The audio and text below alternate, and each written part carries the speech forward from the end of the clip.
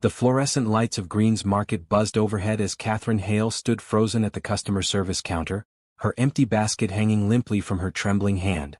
The store manager, a heavy-set man with thinning hair and a permanent scowl, held her declined credit application like it was contaminated.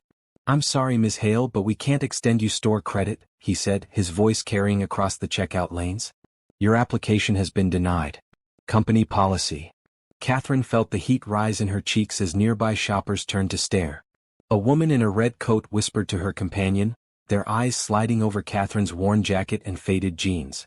The basket in her hand felt like it weighed 1,000 pounds. She had come here with a list, a plan, a desperate hope that this one store might give her a chance where others had not. "Please," Catherine said quietly, her voice barely above a whisper. "I have a job interview next week. I just need enough to get through until then.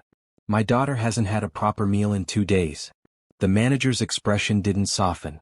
If anything, his jaw tightened. "I understand your situation, ma'am, but I don't make the rules. You'll need to try somewhere else." Somewhere else. Catherine had already tried somewhere else. She tried everywhere. 3 months ago, she'd lost her job at the textile factory when it closed down without warning. Her savings, meager to begin with, had evaporated paying rent and keeping the lights on. Her parents were gone, taken by a car accident 5 years earlier. Her sister lived 3 states away with problems of her own. There was no safety net, no fallback plan, no one to call. Just Catherine and her 7-year-old daughter Bella, trying to survive in a world that seemed determined to grind them down. "Thank you for your time," Catherine managed, setting the basket on the counter with as much dignity as she could gather. She turned toward the exit, her vision blurring with tears she refused to let fall in public. The automatic doors opened with a cheerful chime that mocked her misery. Outside, the late afternoon sun cast long shadows across the parking lot. Catherine stood on the sidewalk, uncertain where to go or what to do next. She had exactly $4.63 in her wallet. There was half a jar of peanut butter at home, some crackers that had gone soft, and a can of soup she'd been saving. How do you tell your child there's no food? How do you explain that the world doesn't care if she's hungry? Her phone buzzed in her pocket.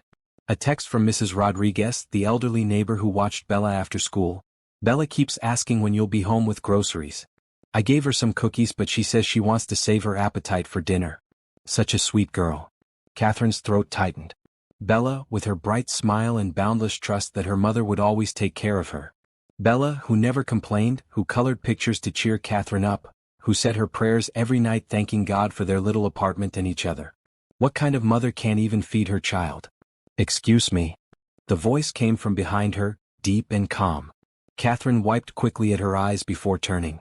A man stood a few feet away, probably in his late 30s, with dark brown hair touched with gray at the temples. He wore jeans and a blue button-down shirt with the sleeves rolled to his elbows.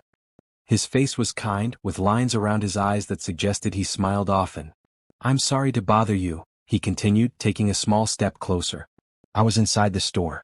I couldn't help but overhear what happened at the counter." Fresh humiliation washed over Catherine. Of course someone had heard. Everyone had heard. She lifted her chin, trying to salvage some scrap of pride. "I'm fine. Thank you." "I don't think you are," the man said gently. "And that's okay. My name is Paul. Paul Henderson." He extended his hand. Catherine hesitated, then shook it. His grip was warm and firm. "Catherine Hale," she said. "Catherine," Paul repeated as if testing the name. "I know we just met and I know this might sound strange, but I'd like to help you. I heard you say your daughter needs food. Let me buy you groceries." Catherine's first instinct was to refuse. She'd been raised to be independent, to handle her own problems, to never take handouts. But then she thought of Bella's face, those wide brown eyes looking up at her with absolute faith that Mommy would fix everything. "I can't ask you to do that," she said, but her voice wavered. "You're not asking. I'm offering." Paul's expression was earnest, with no trace of pity or condescension. "Please. It would mean a lot to me." "Why?" The question burst out before Catherine could stop it. "Why would you do this for a complete stranger?" Paul was quiet for a moment, his gaze distant. "Because someone did it for me once when I needed it most. And because no child should go hungry when I have the means to prevent it." He looked back at her, his brown eyes steady. "Come with me. I'll fill your table tonight." Catherine's hands shook. Every instinct screamed that she should refuse, that accepting help from a stranger was dangerous, that she should maintain her pride. But pride couldn't feed Bella. Pride couldn't put food in an empty stomach or take away the worried crease in her daughter's forehead when she thought Catherine wasn't looking. "Okay," Catherine whispered. "Thank you." Paul smiled, and it transformed his face, erasing years of some private sadness Catherine could only guess at. "Thank you for letting me help. Sometimes that takes more courage than doing it alone." He gestured toward the store entrance. "Shall we?" Catherine followed him back through the automatic doors, past the customer service counter where the manager now stood helping another customer. The man glanced up, his eyes widening slightly when he saw Catherine with Paul, but she ignored him. Paul grabbed a shopping cart, then a second one. "Do you have a list?" he asked.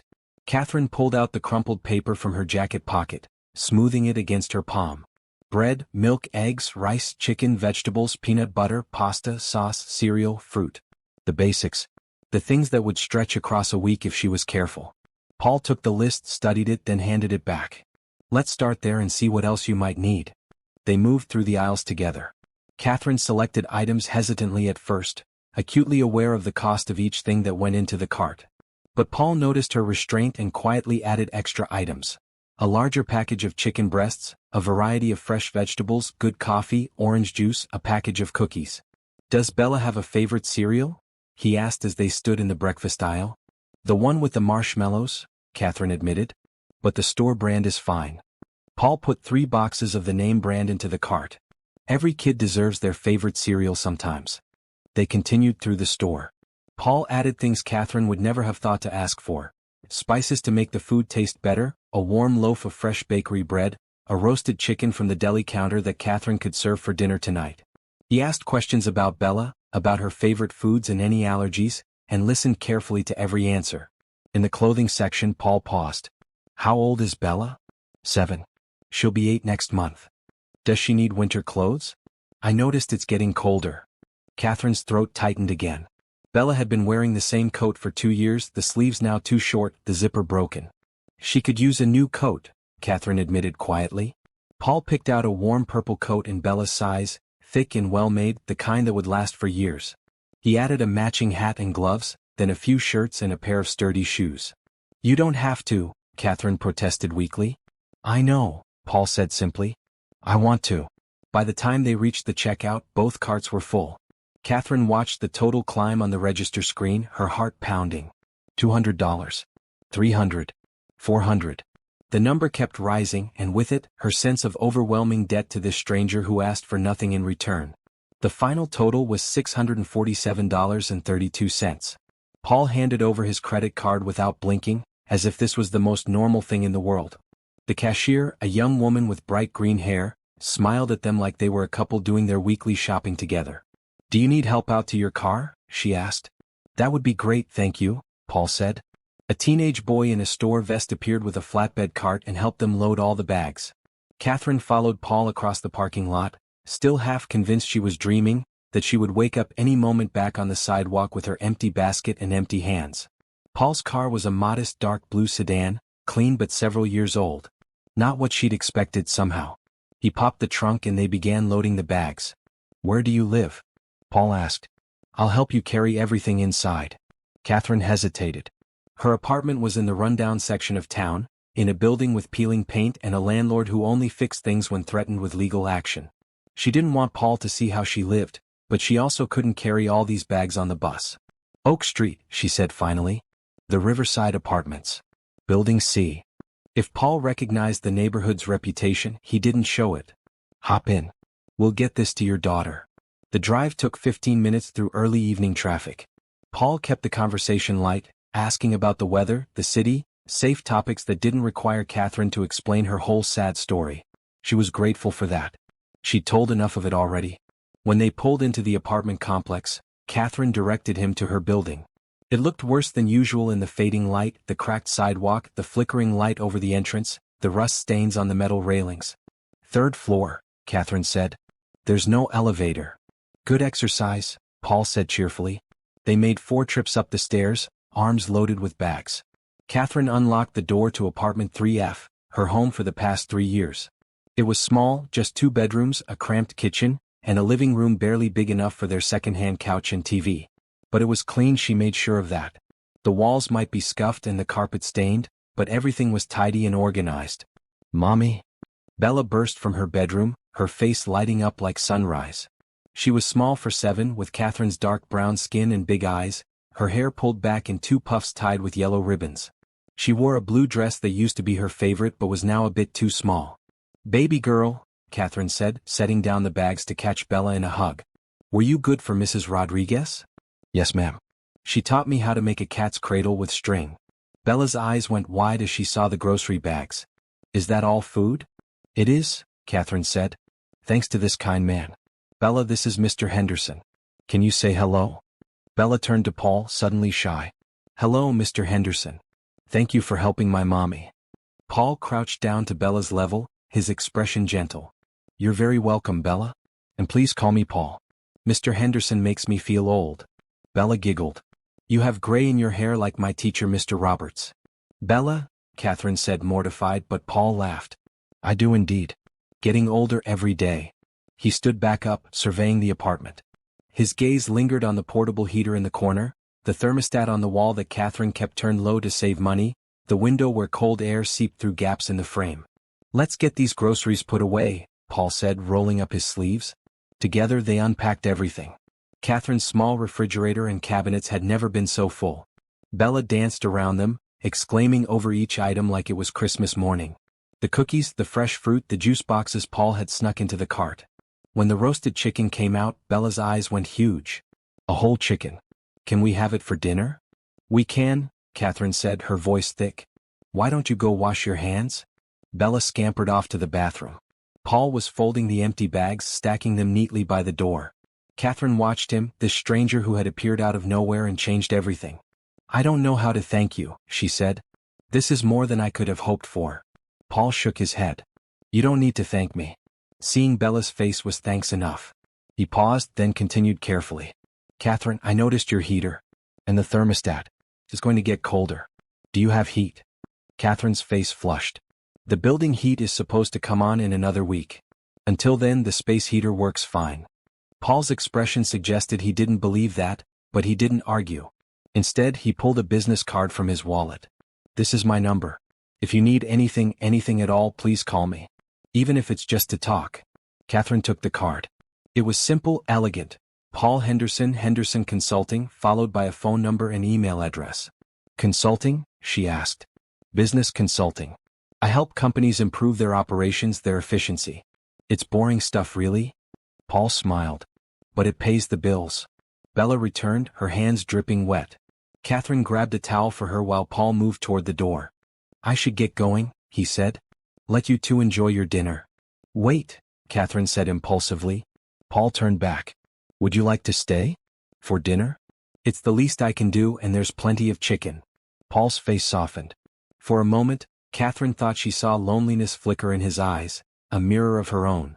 But then he smiled and shook his head gently. "That's kind of you, but I think tonight should be for you and Bella. You've had a hard day and you deserve time together." He reached for the doorknob, then paused. "But Catherine, I'd like to ask you something. Would you and Bella like to come to dinner at my house tomorrow evening? There's something I'd like to discuss with you. A possible job opportunity." Catherine's heart skipped. "A job? My assistant just gave notice. She's moving to another state to be closer to family. I need someone organized, responsible, and honest. From what I saw today, how you handled yourself with grace under difficult circumstances, I think you might be perfect for it." Paul looked at her seriously. "I know we just met. I know this is all very sudden. But I believe in listening to my instincts, and my instincts say you're someone I'd like to work with. Would you at least consider coming to dinner to discuss it?" Catherine couldn't breathe. A job. A real job with a man who had proven himself kind and generous. It felt too good to be true, but hadn't she been praying for exactly this? For a chance, for an opportunity, for someone to see her as more than just another struggling single mother? "Yes," she said firmly. "Yes, we'll come. Thank you, Paul. 6 o'clock tomorrow. I'll text you the address." Paul smiled at them both. "Good night, Catherine." "Good night, Bella." "Good night, Paul," Bella chirped. The door closed behind him, and Catherine stood in her small kitchen, surrounded by more food than she'd had in months, holding a business card that might be her ticket to a better life. Bella tugged at her sleeve. "Mommy, is Paul nice?" Catherine looked down at her daughter, at the hope and trust in those eyes, and felt something shift in her chest. For the first time in so long she felt it too. "Oh, Yes, baby, she said. I think he might be one of the nicest people we've ever met. That night, after they'd eaten chicken and vegetables and Bella had gone to bed with a full stomach and a smile on her face, Catherine sat alone in the dim living room. She turned Paul's business card over in her hands, reading it again and again. Tomorrow she would go to his house. Tomorrow she would interview for a job that might change everything. Tomorrow she would take another step forward. But tonight she would simply be grateful. Grateful for a stranger's kindness, for a full refrigerator, for the sound of her daughter sleeping peacefully in the next room. Catherine closed her eyes and whispered a prayer into the darkness. Thank you. Thank you for sending someone who cared. In her bedroom, Bella dreamed of purple coats and cookies and a kind man with gray in his hair who had made her mommy smile again. And across town, in his own quiet house, Paul Henderson sat at his kitchen table, thinking about a woman with tired eyes and a daughter with a beautiful laugh, and wondering if maybe, just maybe, he had found something he didn't even know he'd been looking for. Tomorrow would bring answers. Tonight brought hope. And sometimes hope is enough to change everything. Have you ever watched someone struggle and wished you could help? Have you ever been in Catherine's shoes, standing on the edge of hope and despair? Drop a comment below sharing a time when someone's kindness changed your day, and don't forget to subscribe so you never miss these heartwarming stories that remind us love and compassion still exist in this world. The next evening, Catherine stood in front of her bathroom mirror, trying to make herself presentable for dinner at Paul's house. She had exactly two nice outfits. A green dress she'd worn to job interviews and a navy skirt with a white blouse. She chose the dress, simple and modest, pairing it with her only good shoes. Bella sat on the closed toilet lid, watching her mother with interest. You look pretty, Mommy.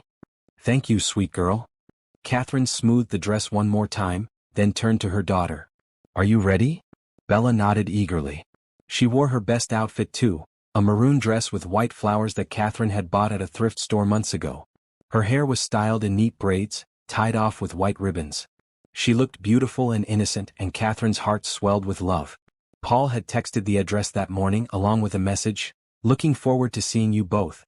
Dinner is casual, so please come comfortable. The address led them to a quiet suburban neighborhood about 20 minutes from their apartment. Catherine had taken the bus as far as she could, then walked the last 6 blocks, holding Bella's hand the entire way. The houses here were nice but not ostentatious. Well-kept lawns, 2-car garages, trees lining the streets. Catherine had expected something grander based on Paul's generosity the day before, but this felt normal, lived in. Number 42 was a 2-story house painted soft gray with white trim. Flower beds lined the front walk, though most of the plants had gone dormant for the coming winter. A porch light glowed warmly in the gathering dusk. Catherine rang the doorbell, her stomach fluttering with nerves. Paul answered almost immediately, wearing khaki pants and a green polo shirt. His face lit up when he saw them. Catherine, Bella, right on time. Come in, please. The house interior was warm and inviting. Hardwood floors, comfortable furniture in earth tones, and walls lined with bookshelves. Photos hung in simple frames. Paul with an older couple who must be his parents, Paul at what looked like a college graduation, Paul with a beautiful woman with blonde hair and a bright smile. Your home is lovely, Catherine said. Thank you. It's too big for just me, but I bought it years ago and never could bring myself to leave. Paul gestured toward the kitchen. Dinner's almost ready. I hope you both like pasta. We love pasta, Bella said, then clapped her hand over her mouth, remembering her manners. Paul laughed. Good, because I made enough to feed 10 people. I tend to overcook. The kitchen was spacious and clean, with granite counters and stainless steel appliances. A pot of water boiled on the stove, and the smell of garlic and tomatoes filled the air. A salad sat ready in a large wooden bowl, and fresh bread rested on a cutting board. Can I help with anything? Catherine offered. You can keep me company while I finish up. Bella, would you like to see the backyard? I have a bird feeder that's pretty popular with the local wildlife. Bella looked at Catherine for permission. Go ahead, baby. Stay where I can see you through the window. Bella skipped to the glass door leading to the backyard, pressing her nose against it. Paul drained the pasta, then began assembling everything at the table. Catherine stood awkwardly, wanting to help but not wanting to intrude. You can sit, Paul said gently. You're my guest, not my employee. Not yet, anyway. Catherine sat at the kitchen table watching him work. He moved with ease, clearly comfortable in his space. How long have you lived here? 10 years this past spring. My wife and I bought it together. He nodded toward one of the photos on the wall, the one with the blonde woman. That's Hannah. She passed away 3 years ago. Cancer. I'm so sorry, Catherine said softly. Paul's smile was sad but genuine. Thank you. She was wonderful. Kind, funny, patient with me when I worked too much. We had 12 good years together before she got sick. I count myself lucky for that time. He brought the serving dishes to the table, then called Bella in from the backyard. They sat together, the three of them, and for a moment Catherine felt like she'd stepped into someone else's life. A normal family dinner, with good food and pleasant conversation and no worry about where the next meal would come from. Paul served generous portions, encouraging Bella to try everything. He asked her about school, about her favorite subjects, about her friends. Bella, normally shy with strangers, opened up under his genuine interest. I like reading best, she said around a mouthful of pasta. And art. I'm not very good at math. Math can be tricky, Paul agreed. I wasn't good at it either until I had a teacher who showed me it was just solving puzzles. Once I thought of it that way, it got easier. Really? Bella's eyes widened. Maybe I can think of it like that too. Catherine watched them interact, something warm and unexpected blooming in her chest. Paul was good with children, natural and easy. He treated Bella with respect, not talking down to her the way some adults did.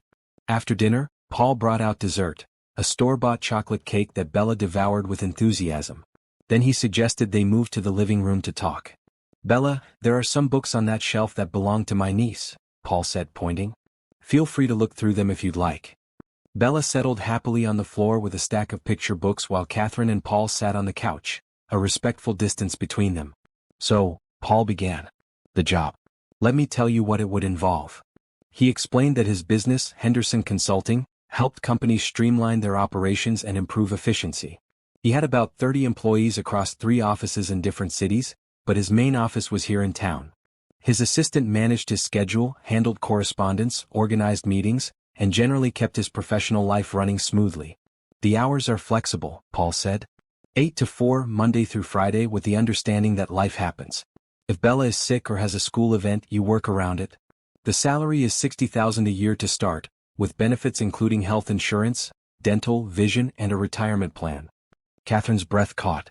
$60,000. She'd been making $35,000 at the textile factory, and that had felt like barely enough. This was almost double. The office is downtown, about a 30-minute bus ride from your apartment, Paul continued. Though I should mention there's a company car you can use. My previous assistant didn't drive, so it's just been sitting in the garage. A car? Catherine repeated faintly. Nothing fancy. A 4-year-old sedan. But it's reliable and maintained. Paul leaned forward, his expression earnest. Catherine, I want to be clear about something.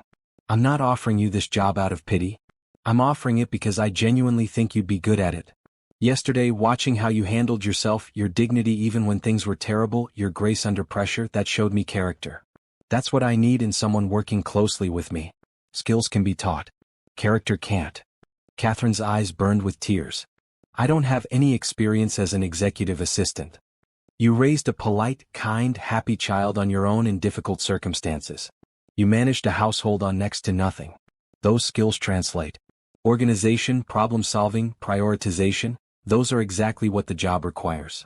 Paul's voice was gentle. I'll train you in the specifics. The important part is that I trust you. I know that sounds strange since we just met, but I've learned to listen to my instincts about people. And my instincts say you're exactly who I need. Catherine looked over at Bella, absorbed in her books, safe and content. She thought about the groceries in her refrigerator, the job interview that had fallen through last week, the constant weight of worry that had become her normal. This was more than she dared to hope for. More than seemed possible. When would I start? She asked quietly. Paul's face broke into a huge smile. Does that mean you're accepting? Yes. Catherine felt her own smile spreading, unstoppable. Yes, I accept. Thank you, Paul. Thank you so much. You're doing me the favor, Paul said warmly. My office has been chaos without someone competent running things. Can you start Monday? That gives you a few days to arrange childcare for Bella if needed. There's an after-school program at her school. I could never afford it before, but now. Catherine trailed off, the reality sinking in. She could afford things now. Good childcare, food without constant calculations, maybe even saving a little. They talked for another hour about logistics, about what Catherine would need to prepare, about the office and the team she'd be working with. Paul was patient with her questions, encouraging her to ask anything. When it was time to leave, Paul walked them to the door. "I'll see you Monday morning at 8. The office is in the Preston Building downtown, 10th floor. Here's a key card for access." He handed Catherine a small plastic card. She stared at it, this tiny thing that represented a new beginning. "Paul," she said, looking up at him, "I won't let you down. I know you won't." His smile was confident, certain. "Sleep well, Catherine. You both deserve good dreams tonight." On the walk back to the bus stop, Bella chattered happily about the books Paul had let her borrow, about the bird she'd seen through the window, about how nice his house was. "Do you like Paul, Mommy?" she asked as they settled into their seats on the bus. Catherine thought about it. Did she like him? The question felt too simple for the complexity of emotions swirling inside her. Gratitude, certainly. Relief, absolutely. But underneath that, something else. An awareness of him as more than just a benefactor. The warmth in his eyes when he smiled, the gentle way he spoke to Bella, the loneliness she'd glimpsed when he mentioned his late wife. "I do like him," Catherine said finally. "I think he's a very good person." Bella nodded sagely. "Me too. He reminds me of Grandpa. Before Grandpa went to heaven." Catherine's throat tightened. Her father had died when Bella was too young to have many memories. But she remembered kindness, safety, love. If Paul reminded her of that, it spoke volumes. That night, after Bella was asleep, Catherine sat at their small kitchen table with a notepad. She made lists, things she needed to do before Monday, questions she still had about the job, goals she wanted to achieve. But her mind kept drifting back to Paul. To his home filled with memories of a woman he'd loved and lost. To the sadness that lingered behind his smile. To the way he'd looked at her and Bella, like they'd brought something into his life he'd been missing. She wondered about him, this man who had appeared at exactly the right moment. What did he see when he looked at her? Just an employee? A charity case? Or something more? Catherine shook her head at herself. She was being foolish. Paul had given her a job, a chance to rebuild. That was more than enough. She couldn't afford to read anything else into his kindness, to mistake generosity for something deeper. And yet she couldn't help but notice how her heart had lifted when he smiled. How safe she'd felt in his home. How right it had seemed, the three of them around that dinner table. Stop it, she told herself firmly. Focus on the job. On making a good impression. On proving you deserve this chance. But as she climbed into bed that night, she couldn't help smiling into the darkness. For the first time in months, the future didn't feel like an enemy to be feared. It felt like a door opening with light spilling through. And Paul Henderson, whether he knew it or not, was the one holding it open. Catherine's first day at Henderson Consulting started with panic. She'd set 3 alarms, terrified of being late, and woke up at 5:30 with her heart racing. By 6, she was dressed in her green dress, her hair neatly pulled back, her mind running through everything Paul had told her about the job. Bella stumbled out of her bedroom at 6:30, rubbing her eyes. "Is it school time already?" "Not yet, baby. I have to leave early for my first day of work. Mrs. Rodriguez is going to take you to school this morning, and then you'll go to the after-school program. I'll pick you up at 5. They'd visited the after-school program on Saturday, and Bella had loved it immediately. Games, crafts, homework help, and snacks. She'd made a friend within 10 minutes, a girl named Sophie who also liked to draw. Catherine made them breakfast, scrambled eggs and toast, orange juice poured into plastic cups. Simple but nourishing, made possible by Paul's generosity. "Are you nervous, Mommy?" Bella asked. "A little," Catherine admitted. "But excited too. You're going to be great. Paul thinks so. He told me." Catherine paused, butter knife in midair.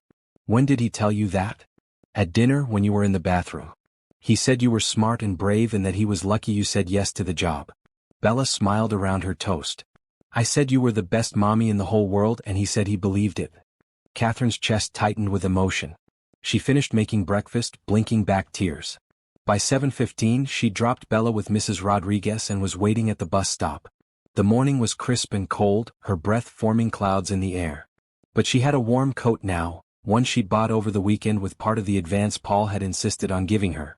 The bus ride downtown took 40 minutes in morning traffic. Catherine used the time to review her notes, to mentally prepare herself. She'd never worked in an office before. The textile factory had been loud and industrial, everyone in uniforms, the work physical and repetitive. This would be different. Professional. She hoped she could measure up. The Preston Building was a sleek glass and steel structure in the heart of downtown. Catherine showed her key card to security, who directed her to the elevators. The 10th floor opened onto a reception area with the Henderson Consulting logo etched into a glass wall. A young man sat at the front desk, typing on a computer. He looked up when Catherine approached, his face friendly. "Good morning. Can I help you?" "I'm Catherine Hale. I'm the new executive assistant." His eyes lit up. "Oh, Catherine. Paul said you'd be starting today. I'm Trevor, the receptionist. Welcome to the team." He came around the desk to shake her hand. "Paul's already in his office. Go on back, it's the corner office at the end of the hall." Catherine walked down the corridor, her shoes clicking on the polished floor. Offices lined both sides, some with people already at work, others still dark. Everyone she passed smiled and nodded, creating an atmosphere that felt warm despite the corporate setting. Paul's office door was open. He sat behind a large desk covered in papers and folders, a computer with dual monitors in front of him. When he saw Catherine, his whole face brightened. "Catherine, good morning." He stood, coming around the desk. "How was your first commute?" "Long but fine. I listened to music." "We'll get you set up with the car tomorrow. I meant to do it Friday but got caught up in meetings." Paul gestured to the desk outside his office, positioned so it faced his door. "This is your space. Computer, phone, filing system. Everything you need." The desk was clean and organized, with a new nameplate that read, "Catherine Hale, Executive Assistant." Seeing her name there, official and permanent, made it real in a way it hadn't been before. Paul spent the morning walking Catherine through her responsibilities. Managing his calendar, which was a complex puzzle of meetings, calls and travel. Answering emails and phone calls, screening what needed his immediate attention versus what could wait. Organizing files and documentation for client presentations. Coordinating with the other offices to ensure information flowed smoothly. It was overwhelming at first, the sheer volume of it. But Paul was patient, showing her the systems his previous assistant had used, encouraging her to adapt them to her own style. "There's no one right way to do this," he said. "What matters is that it works for you and keeps me from missing important appointments or losing track of projects." By lunchtime, Catherine's head was spinning. Paul ordered sandwiches from a nearby deli, and they ate in his office while he continued explaining the business. "Most of our clients are mid-sized companies looking to scale up," he said. "They're successful but hitting growth barriers. We analyze their operations, identify inefficiencies, and develop strategies to overcome them. It's problem-solving at its core." "How did you get into this work?" Catherine asked. Paul leaned back in his chair, his expression thoughtful. "I worked for a big consulting firm right out of college. Spent 10 years there, learned everything I could. But I wanted to do things differently, to focus on really helping clients rather than just maximizing billable hours. So I started my own firm 12 years ago. It was just me and one other consultant at first. Now we have 30 employees and more clients than we can handle." "That's impressive," Catherine said sincerely. "It's been a journey. Especially after Hannah got sick. I almost closed down then, couldn't focus on work when she needed me. But she insisted I keep going, said it gave me purpose beyond being a caretaker." She was right as usual. There was that sadness again, the shadow that crossed his face when he mentioned his wife. Catherine wanted to ask more but didn't feel it was her place. Not yet. The afternoon brought a flurry of activity. Phone calls to return, a client meeting that Paul asked Catherine to sit in on and take notes, emails that needed responses. Catherine worked steadily, learning as she went, occasionally asking Paul for clarification. At 4:30 Paul appeared at her desk. "You should head out. Bella will be waiting." Catherine glanced at the clock, startled. The day had flown by. "Are you sure? There's still work to do." "There's always work to do. But your daughter comes first." Paul's smile was warm. "You did great today, Catherine. Really great. I knew I'd made the right choice." Catherine gathered her things, pride swelling in her chest. She'd done it. She'd survived her first day. More than survived, she'd contributed, she'd learned, she'd proven herself capable. "Thank you, Paul," she said. "For everything. See you tomorrow." Catherine made it to Bella's after-school program with 10 minutes to spare. Bella came running when she saw her, full of stories about her day. They took the bus home, stopped at the corner store for milk, and made dinner together in their small kitchen. That night, as Catherine helped Bella with her homework, her phone buzzed with a text from Paul. "Forgot to mention, there's a company dinner next Friday. Quarterly gathering with all employees. Would love for you to come. Spouses and families welcome, so bring Bella if you'd like." Catherine stared at the message. "A company dinner. With families." She typed back, "We'd love to come. Thank you for including us." The response came immediately, "You're part of the team now. Of course you're included." Part of the team. Catherine had worked at the textile factory for 3 years and never felt like part of anything except the machinery.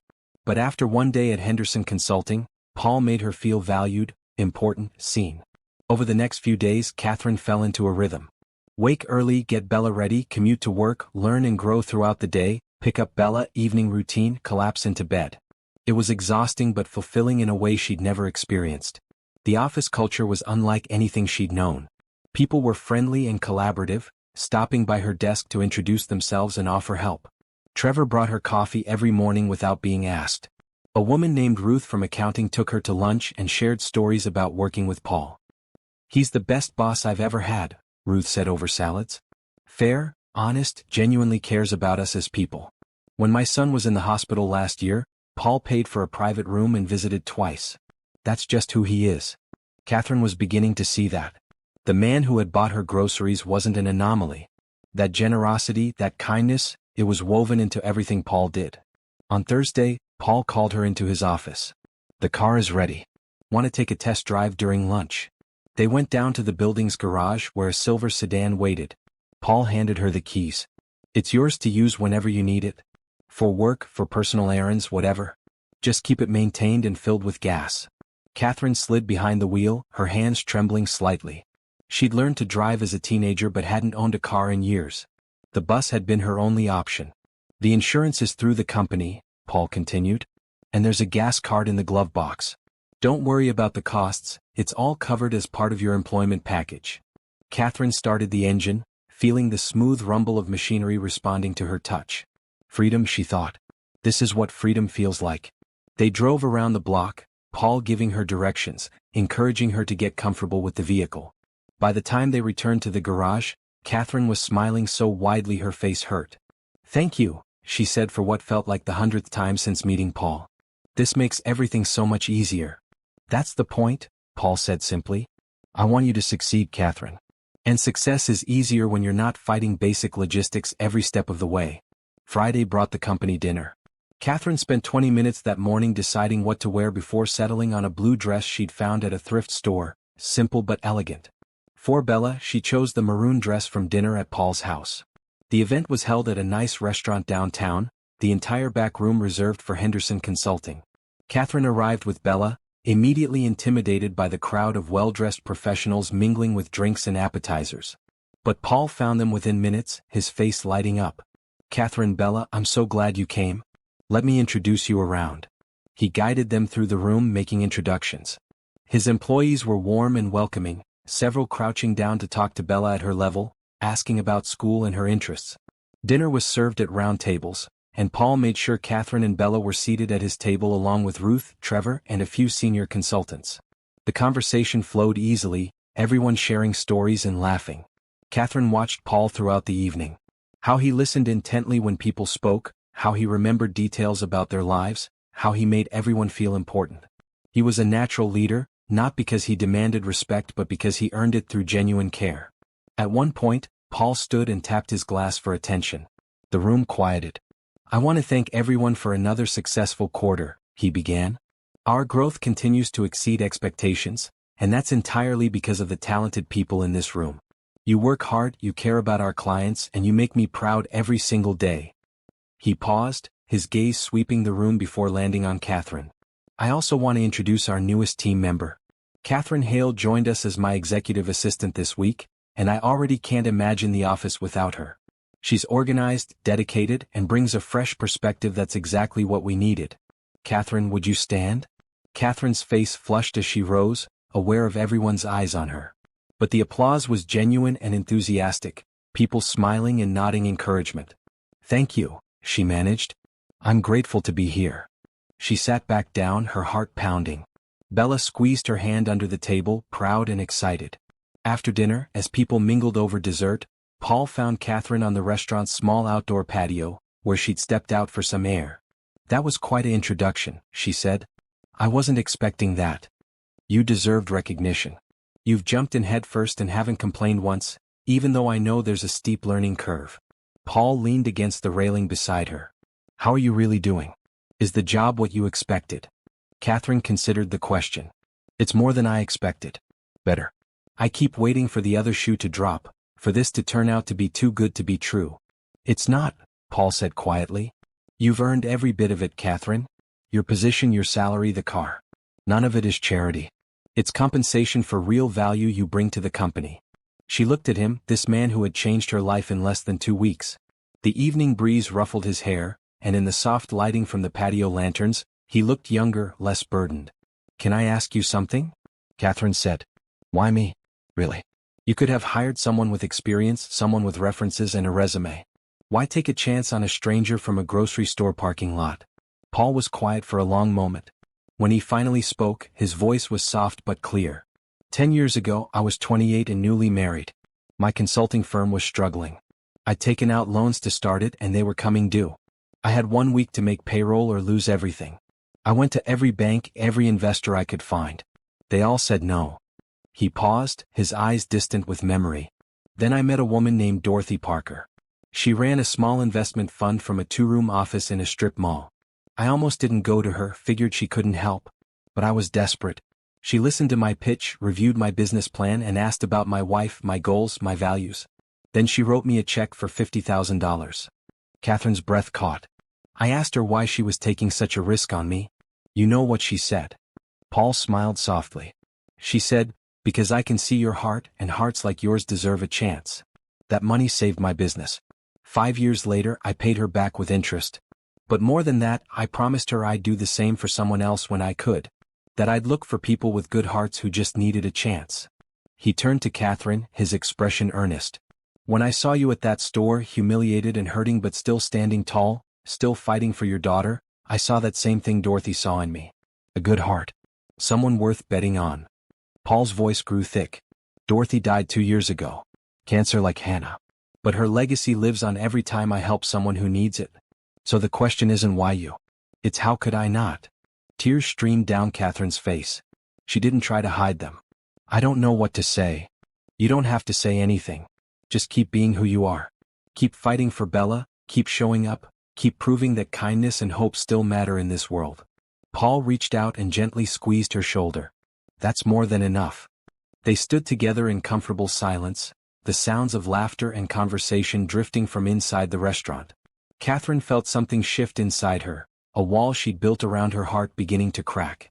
She'd been so focused on survival, on protecting herself and Bella from further hurt, that she'd forgotten what it felt like to be truly seen. To be valued not for what she could produce but for who she was. Paul Henderson saw her. Really saw her. And terrifying as it was, she was beginning to see him too. Not just as her boss or benefactor but as a man. Kind, lonely, generous, scarred by loss but still choosing to open his heart to others. We should get back, Paul said eventually. Bella's probably wondering where you are. Catherine nodded, wiping her eyes. Thank you for sharing that story with me. About Dorothy. I'll try to honor her legacy the way you do. You already are, Paul said. Just by being here. They returned to the party together. Bella had made friends with Ruth's daughter and was giggling over some shared joke. Catherine watched her, so happy and carefree, and felt overwhelming gratitude. This was what love looked like. Not romantic love, not yet. But the love of community, of people caring for each other, of second chances and open hands. Paul had given her more than a job. He'd given her hope. And hope, Catherine was learning, was the most powerful gift of all. The evening ended with hugs and goodbyes, promises to see each other Monday. Catherine drove home in her company car, Bella chattering beside her about the fun she'd had. Paul is really nice, isn't he, Mommy? He really is, baby. Do you think he's lonely? In that big house all by himself. Catherine glanced at her daughter, surprised by the perceptiveness. Maybe a little. Why do you ask? He looked sad when everyone was leaving. Like he didn't want them to go. Bella yawned. We should invite him over sometime. So he doesn't have to be alone. Out of the mouths of babes, Catherine thought. That's a sweet idea. Maybe we will. That night, tucked into bed, Catherine thought about Paul's story. About Dorothy Parker and her faith in a young man's heart. About the ripple effects of one person's kindness. She thought about her own journey from that terrible moment outside the grocery store to this, lying in her small apartment with a full refrigerator and a job she loved and a daughter who was thriving. And she thought about Paul, alone in his house, carrying the weight of losses she could only imagine but still choosing every day to be kind, to help, to see the best in people. Her phone buzzed with a text. Hope you and Bella had a good time tonight. Sleep well. Catherine smiled and typed back, we had a wonderful time. Thank you for including us. Sweet dreams. The response came quickly, they will be. You both make everything brighter. Catherine stared at those words, her heart doing something complicated in her chest. She told herself she was reading too much into it, that Paul was just being kind. But part of her, the part that was starting to hope for more than just survival, wondered if maybe, just maybe, he was feeling the same confusing pull she was. Time would tell. For now, she would focus on her job, on being the best assistant Paul could ask for, on proving she deserved this chance. The rest would unfold as it was meant to. And for the first time in years, Catherine found herself looking forward to seeing what came next. The weeks flowed into months, and Catherine settled into her new life with a sense of wonder that never quite faded. Every morning when she woke up in her small apartment, she had to remind herself that this was real. The job, the car, the stability. It wasn't a dream that would evaporate when she opened her eyes. It was November now, and the office had taken on a festive atmosphere as people began talking about holiday plans.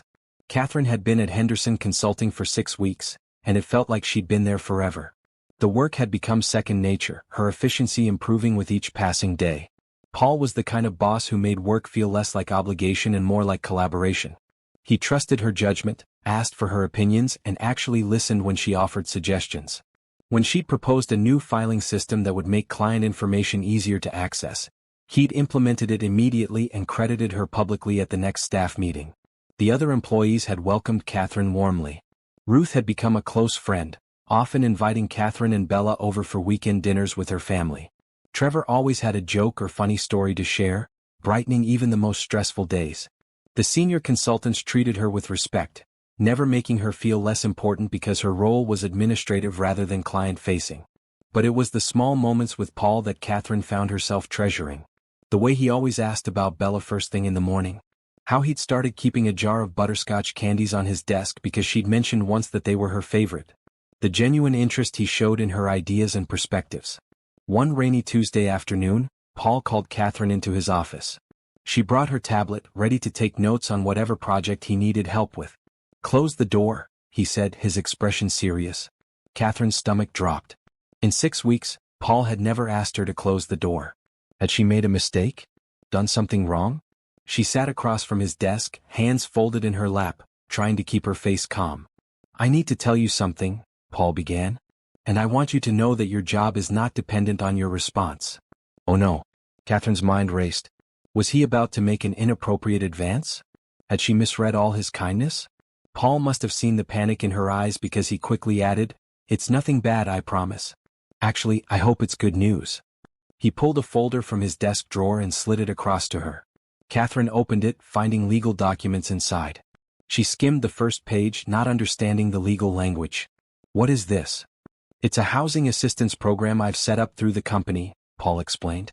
For employees who need help securing better living conditions. Essentially, Henderson Consulting will co-sign on an apartment lease and cover the security deposit and first month's rent. The employee pays rent going forward, but this removes the initial barriers that make it hard to move. Catherine looked up at him, her heart beginning to race for a different reason.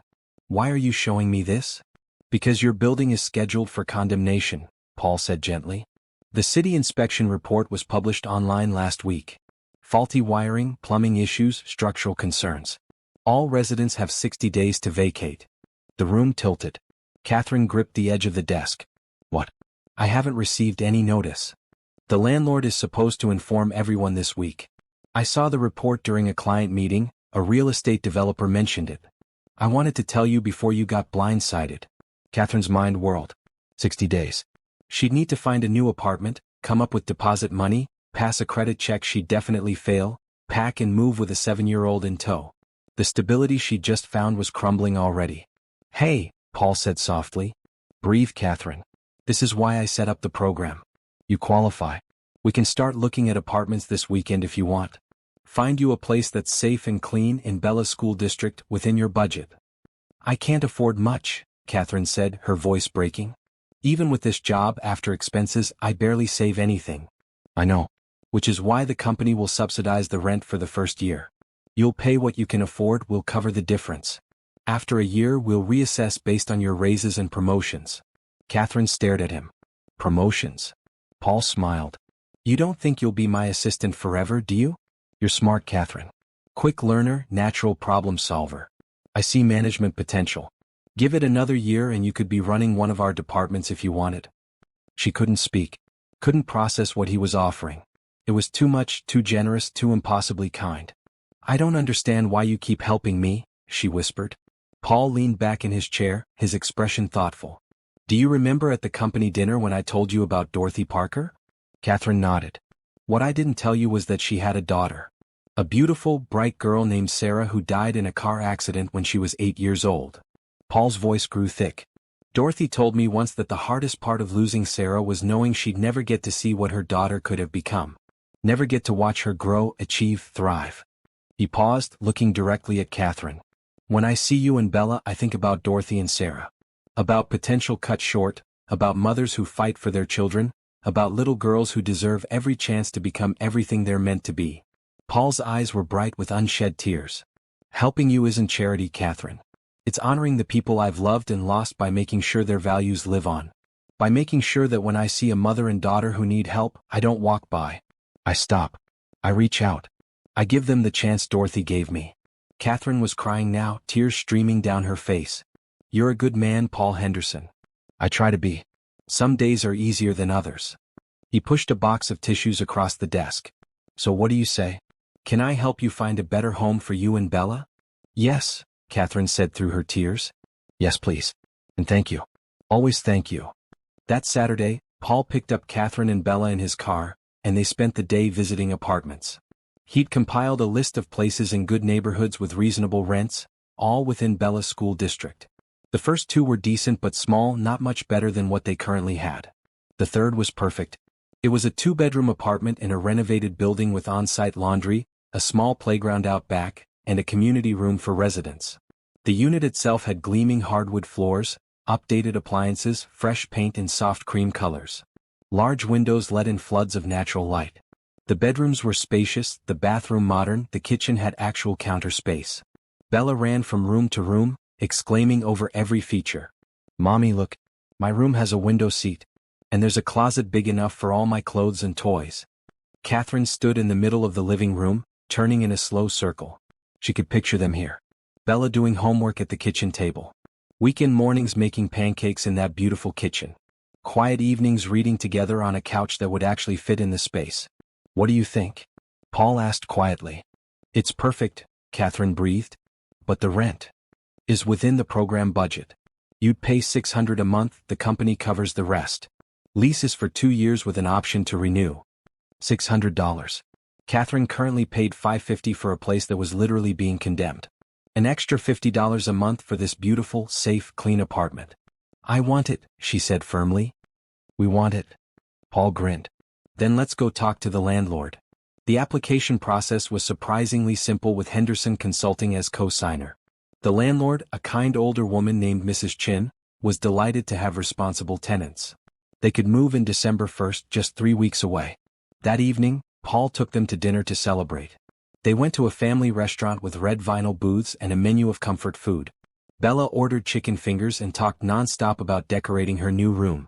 Can I paint it purple, Mommy? Mrs. Chin said we could paint if we wanted to. We'll see, Catherine said, smiling at her daughter's enthusiasm. Purple is a good choice, Paul said seriously.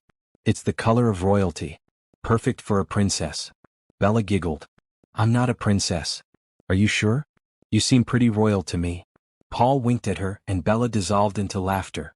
Catherine watched them, something warm and tender expanding in her chest.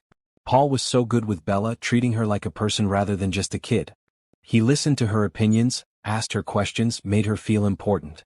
Bella had been asking more and more about Paul lately. When would they see him again? Could he come over for dinner? Did he like to play board games? Catherine had been deflecting, not sure how to explain that Paul was her boss, that their relationship was professional, that she couldn't presume on his time outside of work. Except that wasn't quite true anymore, was it? They'd spent multiple weekends together now. Paul had been to her apartment several times, helping with repairs, bringing groceries, just checking in. He called sometimes in the evenings, ostensibly to discuss work but often ending up talking about movies, books, childhood memories. The lines were blurring. Catherine wasn't sure when it had happened, but somewhere between grocery store and now, Paul had become more than her boss. He was her friend.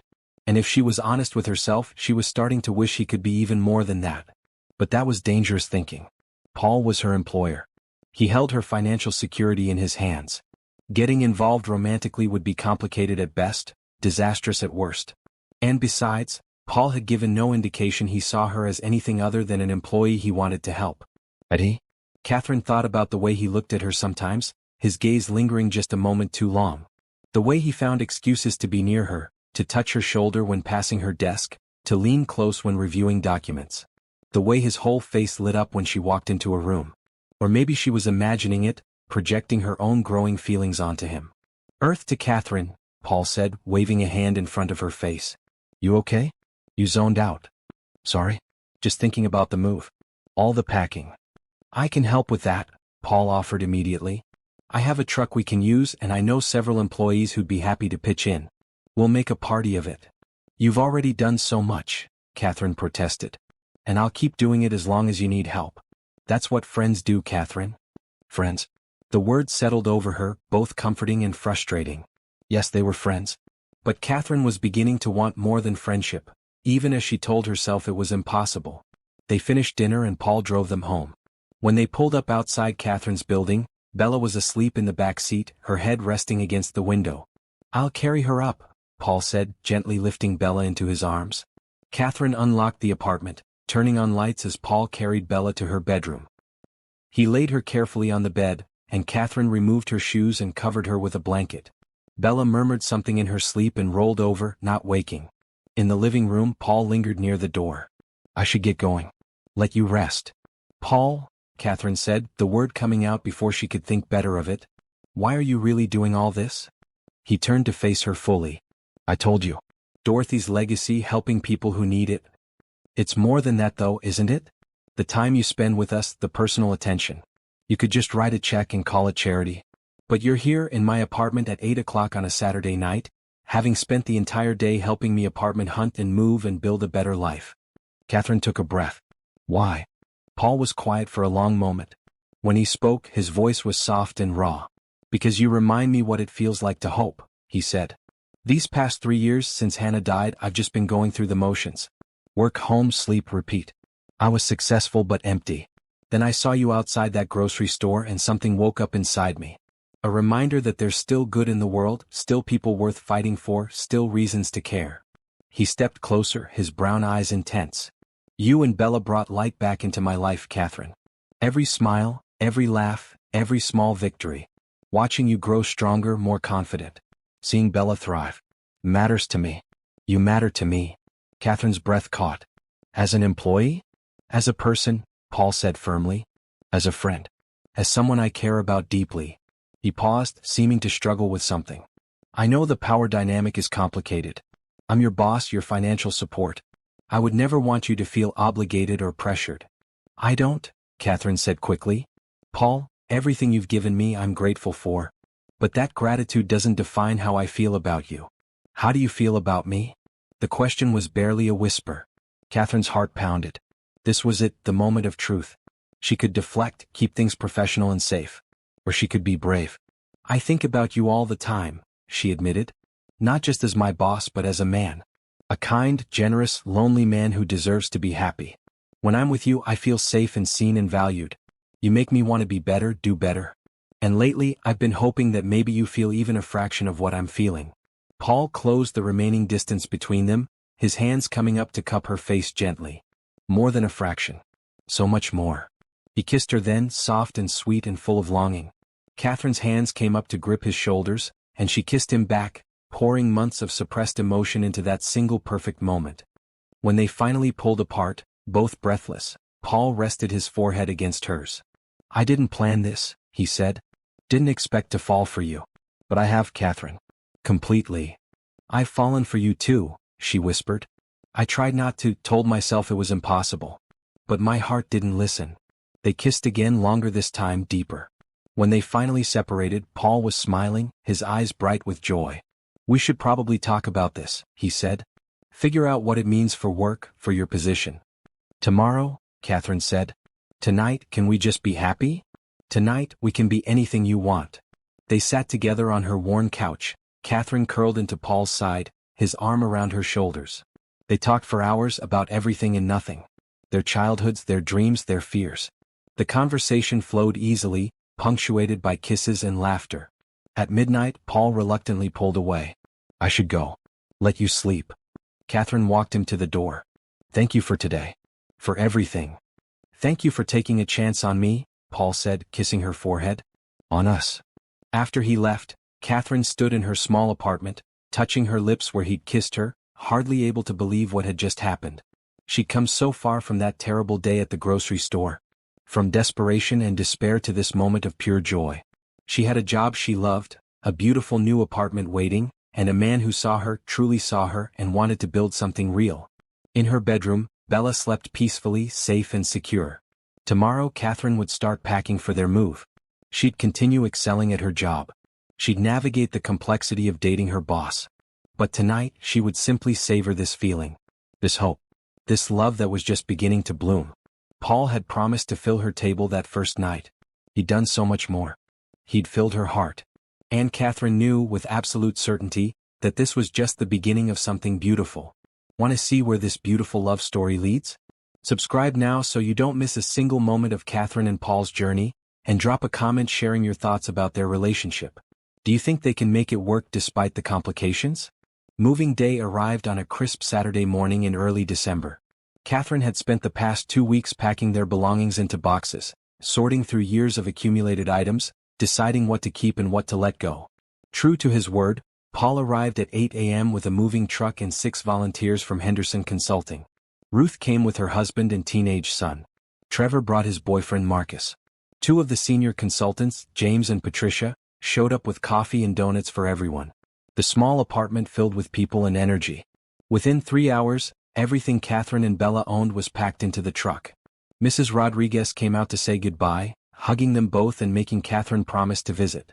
The new apartment was only 15 minutes away, but it felt like moving to a different world. The building was clean and well-maintained, with a cheerful lobby and a front desk attendant who smiled and welcomed them. Mrs. Chin met them with keys and congratulations, exclaiming over how wonderful it would be to have such lovely tenants. Unloading went even faster than packing. Paul had thought of everything: furniture sliders to protect the new floors, tools for assembling Bella's bed, cleaning supplies for a final wipe-down. Everyone worked together with jokes and laughter, transforming the empty apartment into a home. By 2 o'clock, the truck was empty and volunteers were saying their goodbyes. Ruth pulled Catherine aside before leaving. He's different with you, you know, she said quietly, nodding toward Paul, who was helping Bella arrange stuffed animals on her bed. What do you mean? Catherine asked, though her heart already knew. Lighter. Happier. I've worked for Paul for 5 years and I've never seen him smile this much. Whatever is happening between you two, it's good for him. Good for both of you. Ruth hugged her and left. Catherine stood in her new living room, surveying the organized chaos of boxes and furniture, feeling overwhelmed with gratitude. Paul emerged from Bella's room, dusting off his hands. I think her royal chamber is complete. She's very specific about where each stuffed animal should sit. She gets that from me, Catherine admitted. I like things just so. I've noticed. Your desk at work is a masterpiece of organization. Paul moved closer, lowering his voice. How are you feeling about all this? Overwhelmed. Grateful. Still half convinced I'll wake up and this will all be a dream. Paul reached out, taking her hand. It's real. You deserve every bit of it. They'd been careful at work, keeping their growing relationship private. Paul didn't want anyone to think he was showing Catherine favoritism because they were involved. Catherine didn't want colleagues to believe she'd used her relationship to advance her position. But in private moments like this, when it was just them, the connection was undeniable. Stay for dinner? Catherine asked. I don't have much to cook with yet, but I could order pizza. Mommy, can Paul stay? Bella called from her bedroom. I want to show him my room when it's all done. Paul laughed. Looks like I'm outvoted. Pizza sounds perfect. They spent the evening unpacking essentials and ordering food. Chinese, not pizza, after Bella changed her mind 3 times. They ate sitting on the floor of the living room, using paper plates because the dishes were still packed. This is the best moving day ever, Bella declared, sweet and sour sauce on her chin. Later, after Bella was in bed, Catherine and Paul sat together on the couch, exhausted but content. Thank you for today, Catherine said. For organizing everything, for being here. I couldn't have done this without you. You absolutely could have. You're stronger than you give yourself credit for. Paul traced circles on the back of her hand with his thumb. But I'm glad I got to help. Glad I get to be part of your life. Part of my life, Catherine repeated softly. Is that what we're calling this? What would you like to call it? Catherine considered. They'd been dating, if you could call their careful interactions that, for 3 weeks now. Stolen kisses in Paul's office when everyone else had left. Long phone calls after Bella was asleep. Dinners together disguised as work meetings. I want to call it real, she said finally. I want to call you my boyfriend, as old-fashioned as that sounds. I want Bella to know that you're important to me, to us. Paul's eyes softened. I want that too. All of it. But I want to make sure you're ready. That you're not feeling pressured because of our work relationship. Paul, look at me. Catherine waited until his eyes met hers. I chose you. Not the job, not the apartment, not the security. I chose you because of who you are. Kind, generous, funny, thoughtful. You see me, really see me, and you make me want to be brave enough to see you back. He kissed her then, deep and thorough, his hands tangling in her hair. When they finally broke apart, both breathing hard, Paul rested his forehead against hers. I'm falling in love with you, Catherine Hale. Actually, that's a lie. I've already fallen. I'm just waiting for you to catch up. Joy burst through Catherine's chest like fireworks. Then you won't have to wait long. Because I'm already there too. They held each other on the couch, talking and kissing until midnight. When Paul finally left, Catherine locked the door behind him and leaned against it, smiling so wide her face hurt. This was happiness. Real, genuine, almost frightening in its intensity. After so many years of just surviving, Catherine was finally learning to thrive. The next few weeks settled into a comfortable pattern. Catherine excelled at work, her confidence growing with each successful project. Paul relied on her more and more, not just for administrative tasks but for strategic input. She had a good mind for business, it turned out, and could spot inefficiencies and opportunities that others missed. In early January, Paul promoted her to office manager, with a raise and expanded responsibilities. She would oversee the administrative staff, manage office operations, and assist with client relations. It was a significant step up, one that came with respect from colleagues who saw how hard she worked. At home, Bella thrived. Her grades improved now that she had a quiet space to study. She made friends in the building, kids who played together in the courtyard after school. She started taking art classes at the community center, bringing home colorful paintings that Catherine proudly displayed on the refrigerator. And her relationship with Paul deepened. They were careful in public, maintaining professional boundaries at the office. But evenings and weekends were theirs. Paul came over for dinner several times a week. They took Bella to museums, parks, movies. They went on dates, just the two of them, when Ruth offered to babysit. Bella adored Paul, and the feeling was clearly mutual. He attended her school art show, cheering louder than anyone when she won an honorable mention. He helped with her math homework, using the puzzle approach he'd mentioned that first night to make it fun. He remembered little things like her favorite ice cream flavor and which stuffed animal she slept with every night. One February evening, after Bella was in bed, Paul and Catherine sat together on the couch, Catherine's head on his shoulder. I've been thinking about something, Paul said quietly. What's that? Moving forward. With us. Making this official in a way that's not just private. Catherine sat up, looking at him. What do you mean? I mean telling people at work. Not making a big announcement but not hiding anymore either. Paul took her hand. You've proven yourself 100 times over. Your promotion had nothing to do with our relationship and everything to do with your skills. I don't think anyone would question that. Catherine bit her lip. What if they do though? What if people think I'm sleeping my way to success? Then they're idiots who don't know you at all, Paul said firmly. Catherine, I understand the fear. But living in secret, pretending you're just my employee when you're so much more, it's getting harder. I want to be able to put my arm around you at company events. I want to tell people about the brilliant woman I'm dating. I want to stop hiding how happy you make me. I want that too, Catherine admitted. It's just scary. I know. But we'll face it together. Paul cupped her face gently. What do you say? Can we be brave? Catherine thought about it. About Ruth's knowing looks, about Trevor's subtle questions, about the way other employees watched her and Paul interact. Some probably already suspected. Maybe it was time to just be honest. Okay, she said. Let's do it. Let's tell people. They started small. Paul mentioned to Ruth during a casual conversation that he was seeing someone. When she asked who, he told her the truth. Ruth's reaction was pure joy. "I knew it," she said, grinning. "I'm so happy for you both." Word spread quickly, as it does in any office. But the response was overwhelmingly positive. People liked Catherine, respected her work ethic, and could see how good she and Paul were together. A few raised eyebrows here and there, some whispered conversations, but nothing that felt hostile or judgmental. The company's HR director, a practical woman named Susan, called them both in for a meeting. Catherine's stomach churned with anxiety, but Susan just wanted to ensure they understood the policies around workplace relationships and were both comfortable with the situation. "No one is suggesting you end the relationship," Susan said clearly. "But I need to know that Catherine feels free to continue her employment regardless of the relationship status. That there's no coercion or pressure." "There isn't," Catherine said firmly. "Paul and I started dating after I was hired, after I'd proven myself in the role. If our relationship ended tomorrow, I would still want to work at Henderson Consulting. I love my job independent of my feelings for Paul." Susan nodded, satisfied. "And Paul, you understand that Catherine's future promotions and raises need to be based solely on merit and approved by me and the senior partners, not just your decision?" "Absolutely," Paul agreed. With that official blessing, Catherine and Paul relaxed into their relationship. They had dinner together most nights, alternating between Paul's house and Catherine's apartment. They took weekend trips to nearby cities, exploring museums and restaurants with Bella in tow. They built a life together, piece by piece, day by day. In March, Bella asked the question Catherine had been both anticipating and dreading. "Mommy, is Paul your boyfriend?" They were making dinner together, just the two of them, while Paul worked late at the office. Catherine paused in chopping vegetables. "Yes, sweetheart. Yes. How do you feel about that?" Bella considered this seriously. "I think it's good. He makes you smile a lot. And he's nice to me."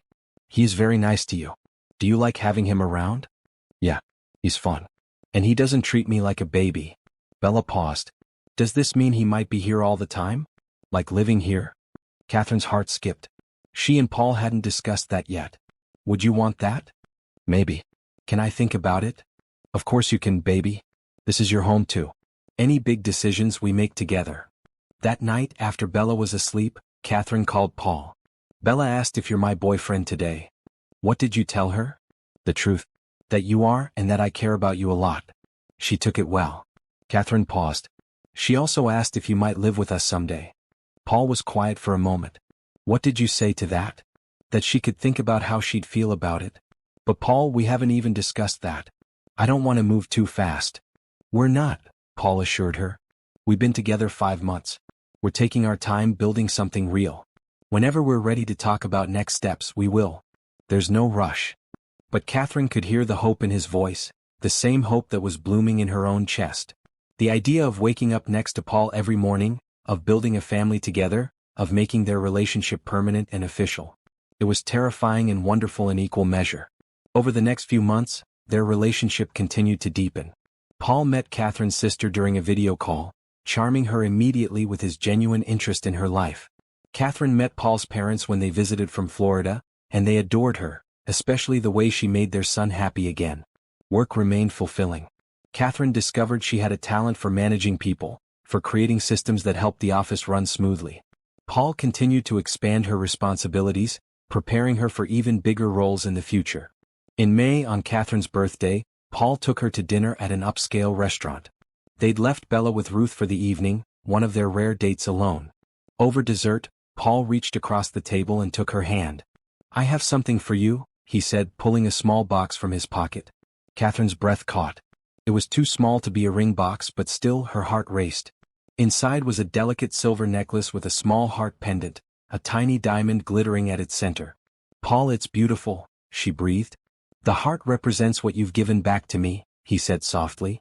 "The ability to love again, to hope again, to imagine a future filled with joy instead of just obligation." He fastened it around her neck, his fingers gentle. "Thank you, Catherine. For choosing me. For being patient while I figured out how to choose you back." Catherine turned to face him, tears streaming down her face. "I love you, Paul Henderson. Completely. I love you too. More than I ever thought possible." They kissed across the table, oblivious to the other diners, lost in their own perfect moment. Driving home, Catherine touched the necklace, feeling its weight against her skin. A reminder that love was real, that second chances existed, that sometimes the darkest moments led to the brightest futures. She thought about that day at the grocery store, standing with an empty basket and a breaking heart. If someone had told her then that within a year she'd have a career she loved, a beautiful home, and a man who adored her, she would never have believed it. But here she was, living proof that kindness could change everything. That one person's generosity could ripple out in ways no one could predict. Paul had filled her table that first night, just as he'd promised. But he'd done so much more. He'd filled her life with possibility, her heart with love, and her future with hope. And Catherine knew with absolute certainty that the best was yet to come. Summer arrived with bright sunshine and warm breezes, and with it came changes at Henderson Consulting. The company had secured 3 major new clients, expanding their reach into industries they'd never worked with before. Paul was traveling more frequently, meeting with executives across the country, building relationships that would fuel years of growth. Catherine managed the office in his absence, her confidence fully established now. The administrative staff looked to her for guidance and decisions. She'd implemented new systems that improved efficiency by 20%, earning praise from the senior partners. Her role had evolved beyond just supporting Paul into genuine leadership. On a Tuesday in late June, Paul returned from a business trip to New York looking exhausted but pleased. Catherine had arranged his schedule to give him a light day for recovery, just a few internal meetings and time to catch up on emails. "You're a lifesaver," he said, sinking into his office chair. "I don't know how I functioned before you." "Probably not very well," Catherine teased, bringing him coffee the way he liked it. That evening they had dinner plans with some of Paul's longtime friends, a couple named Richard and Sophie Martinez who were visiting from Chicago. Paul had known them since college and he was excited for Catherine to meet them. The restaurant was elegant, the kind with cloth napkins and multiple forks. Catherine wore a blue dress that Paul had bought her for her birthday, simple but sophisticated. She'd come a long way from the woman in the worn jacket outside the grocery store. Richard and Sophie were warm and friendly, immediately putting Catherine at ease. Richard ran a tech startup while Sophie worked as a marketing executive. They'd been married for 15 years and had 2 teenage children. "Paul talks about you constantly," Sophie said with a knowing smile. "Catherine this, Catherine that. It's wonderful to finally meet the woman who brought him back to life." Catherine blushed. "He exaggerates." "Actually he doesn't," Richard interjected. "We've known Paul for 20 years. After Hannah died he retreated into himself. We worried about him, tried to get him to date, to engage with life again. Nothing worked. Then suddenly, about 6 months ago he calls us sounding happy. Really happy. Said he'd met someone special." Paul reached under the table and squeezed Catherine's hand. "I did meet someone special." Dinner conversation flowed easily. They talked about business, travel, families. Catherine shared stories about Bella, and Sophie showed pictures of her own children. Richard and Paul reminisced about college adventures, making everyone laugh with their ridiculous antics. Then, as dessert arrived, Sophie asked the question that changed everything. "So Catherine, how does it feel working for a billionaire? Does Paul make you count his money or something?" Catherine laughed, assuming it was a joke. "Paul's successful, but I don't think billionaire is quite accurate." The table went quiet. Sophie's eyes widened. Richard cleared his throat awkwardly. Paul's face went carefully blank. "Catherine," Sophie said slowly, "you do know about Henderson Holdings, right? The parent company that owns Henderson Consulting and about 40 other businesses." Catherine's stomach dropped. She looked at Paul. "What is she talking about?" Paul set down his fork carefully. "Can we discuss this later? In private?" "No," Catherine said, her voice sharper than intended. "I want to understand. What is Henderson Holdings?" Richard and Sophie exchanged uncomfortable looks. Sophie spoke gently. "Henderson Holdings is Paul's investment company. It owns or has significant shares in businesses across multiple sectors. Real estate development, technology consulting, manufacturing, retail. The company is valued at over $2 billion. The room spun. Catherine gripped the edge of the table. $2 billion. "Catherine," Paul started, but she held up a hand. "You told me you ran a consulting business," she said, her voice shaking. "You said you helped companies improve their operations. You never mentioned owning dozens of businesses. You never said anything about being a billionaire." "I didn't lie," Paul said quietly. "I do run a consulting business. That's what I spend most of my time on because it's the work I love. The other investments are managed by professionals. I'm rarely involved in day-to-day operations." "But you let me believe," Catherine's voice broke, You let me think you were just a successful consultant. Not someone worth billions of dollars. Not someone who could buy my entire apartment building without blinking. I didn't want money to define how you saw me, Paul said, his eyes pleading. When we met, you were vulnerable, desperate. If you'd known how wealthy I was, it would have changed everything. Every kindness would have felt like a billionaire throwing scraps. Every gesture would have seemed calculated. So instead you lied by omission? Catherine stood up, her chair scraping against the floor. Excuse me. I need air. She fled the restaurant, pushing through the front doors into the warm night. Her breath came in short gasps, her mind reeling. $2 billion. Paul was worth $2 billion and he'd never said a word. Paul followed her outside. Catherine, please. Let me explain. Explain what? That you've been hiding who you really are this entire time? That every moment I've spent worrying about being a burden, you could have bought me a house without noticing the expense. Tears streamed down her face. I thought we were equals, Paul. I thought we were building something real based on honesty. We are, Paul insisted. My wealth doesn't change who I am.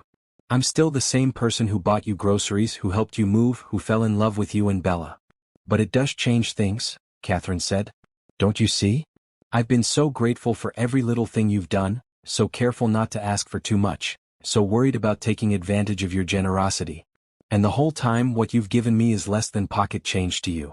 That's not fair, Paul said, his voice hardening. The money I spent helping you was a choice, something I wanted to do because I cared about you. Not because it was easy or convenient, but because watching you struggle broke my heart. Would you have preferred I did nothing? Just walked away and let you and Bella go hungry? I would have preferred honesty, Catherine shot back. I would have preferred knowing who you really were so I could make informed decisions about our relationship. They stood facing each other on the sidewalk, both breathing hard. Inside the restaurant, Catherine could see Richard and Sophie watching through the window, their faces worried. You're right, Paul said finally, his shoulders sagging. I should have told you. I meant to so many times. But I was afraid. Afraid that knowing about the money would change how you saw me. That you'd start seeing dollar signs instead of just Paul. You didn't give me a chance to prove I'm better than that, Catherine said quietly. I know. I'm sorry. Paul's voice was raw. Catherine, I've been wealthy for a long time. And I've learned that money changes how people act around you. They either want something from you or resent you for having it. When I met you, you didn't know about any of it. You saw me, just me. It was the most real connection I'd had in years. Catherine wiped her tears, trying to calm down and think clearly. I understand that. I do. But we're supposed to be partners, Paul. Partners don't keep massive secrets from each other. You're right. Absolutely right. Paul took a cautious step closer. I should have told you months ago.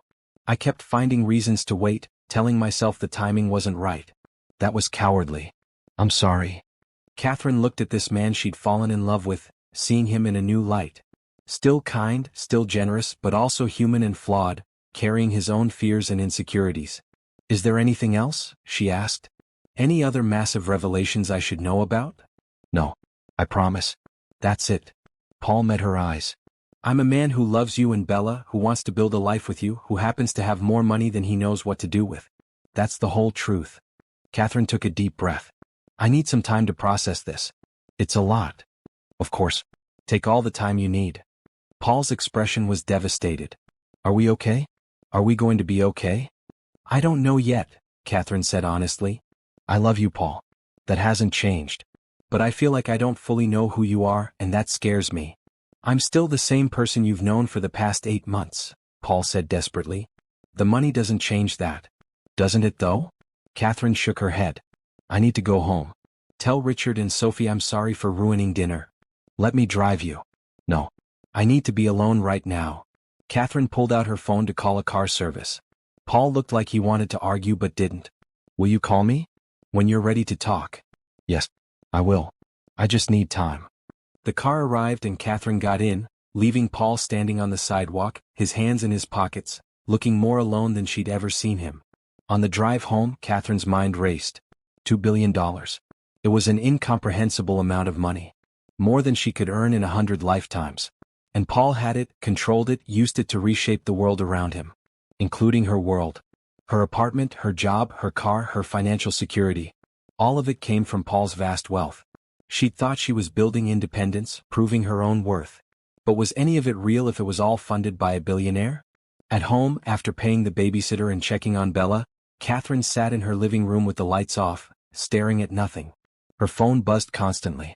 Messages from Paul, apologizing, asking if she was okay, saying he loved her. She couldn't respond yet. Couldn't sort through the tangle of emotions. Finally, she called the one person she knew would give her straight advice. Her sister Nicole. It was late, but Nicole answered on the second ring. "Catherine? What's wrong? I need to talk." And Catherine told her everything. The grocery store, the job, the relationship, tonight's revelation. When she finished, Nicole was quiet for a long moment.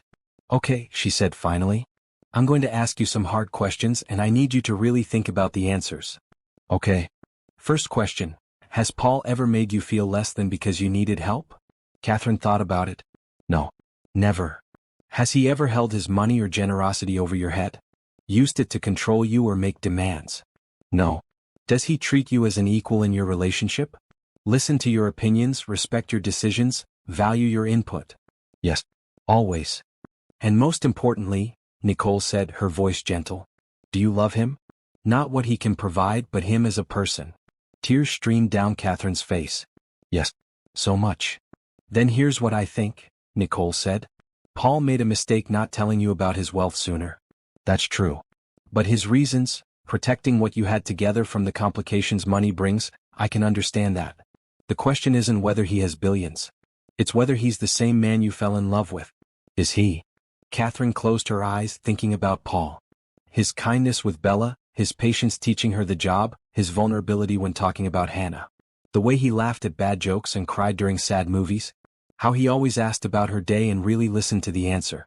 Yes, she whispered. He's the same man. Then don't let pride destroy something good, Nicole advised. I know it's a shock. I know it changes how you see things.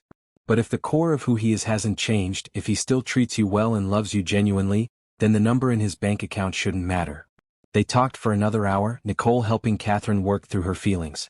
By the time they hung up, Catherine felt clearer, calmer. She picked up her phone and texted Paul, "Can you come over tomorrow evening? We need to talk." The response came immediately, "I'll be there. Thank you for giving me a chance to make this right." Catherine went to bed but couldn't sleep.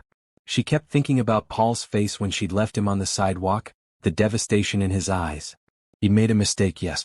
But he'd done it out of fear, not malice. And wasn't she guilty of the same thing?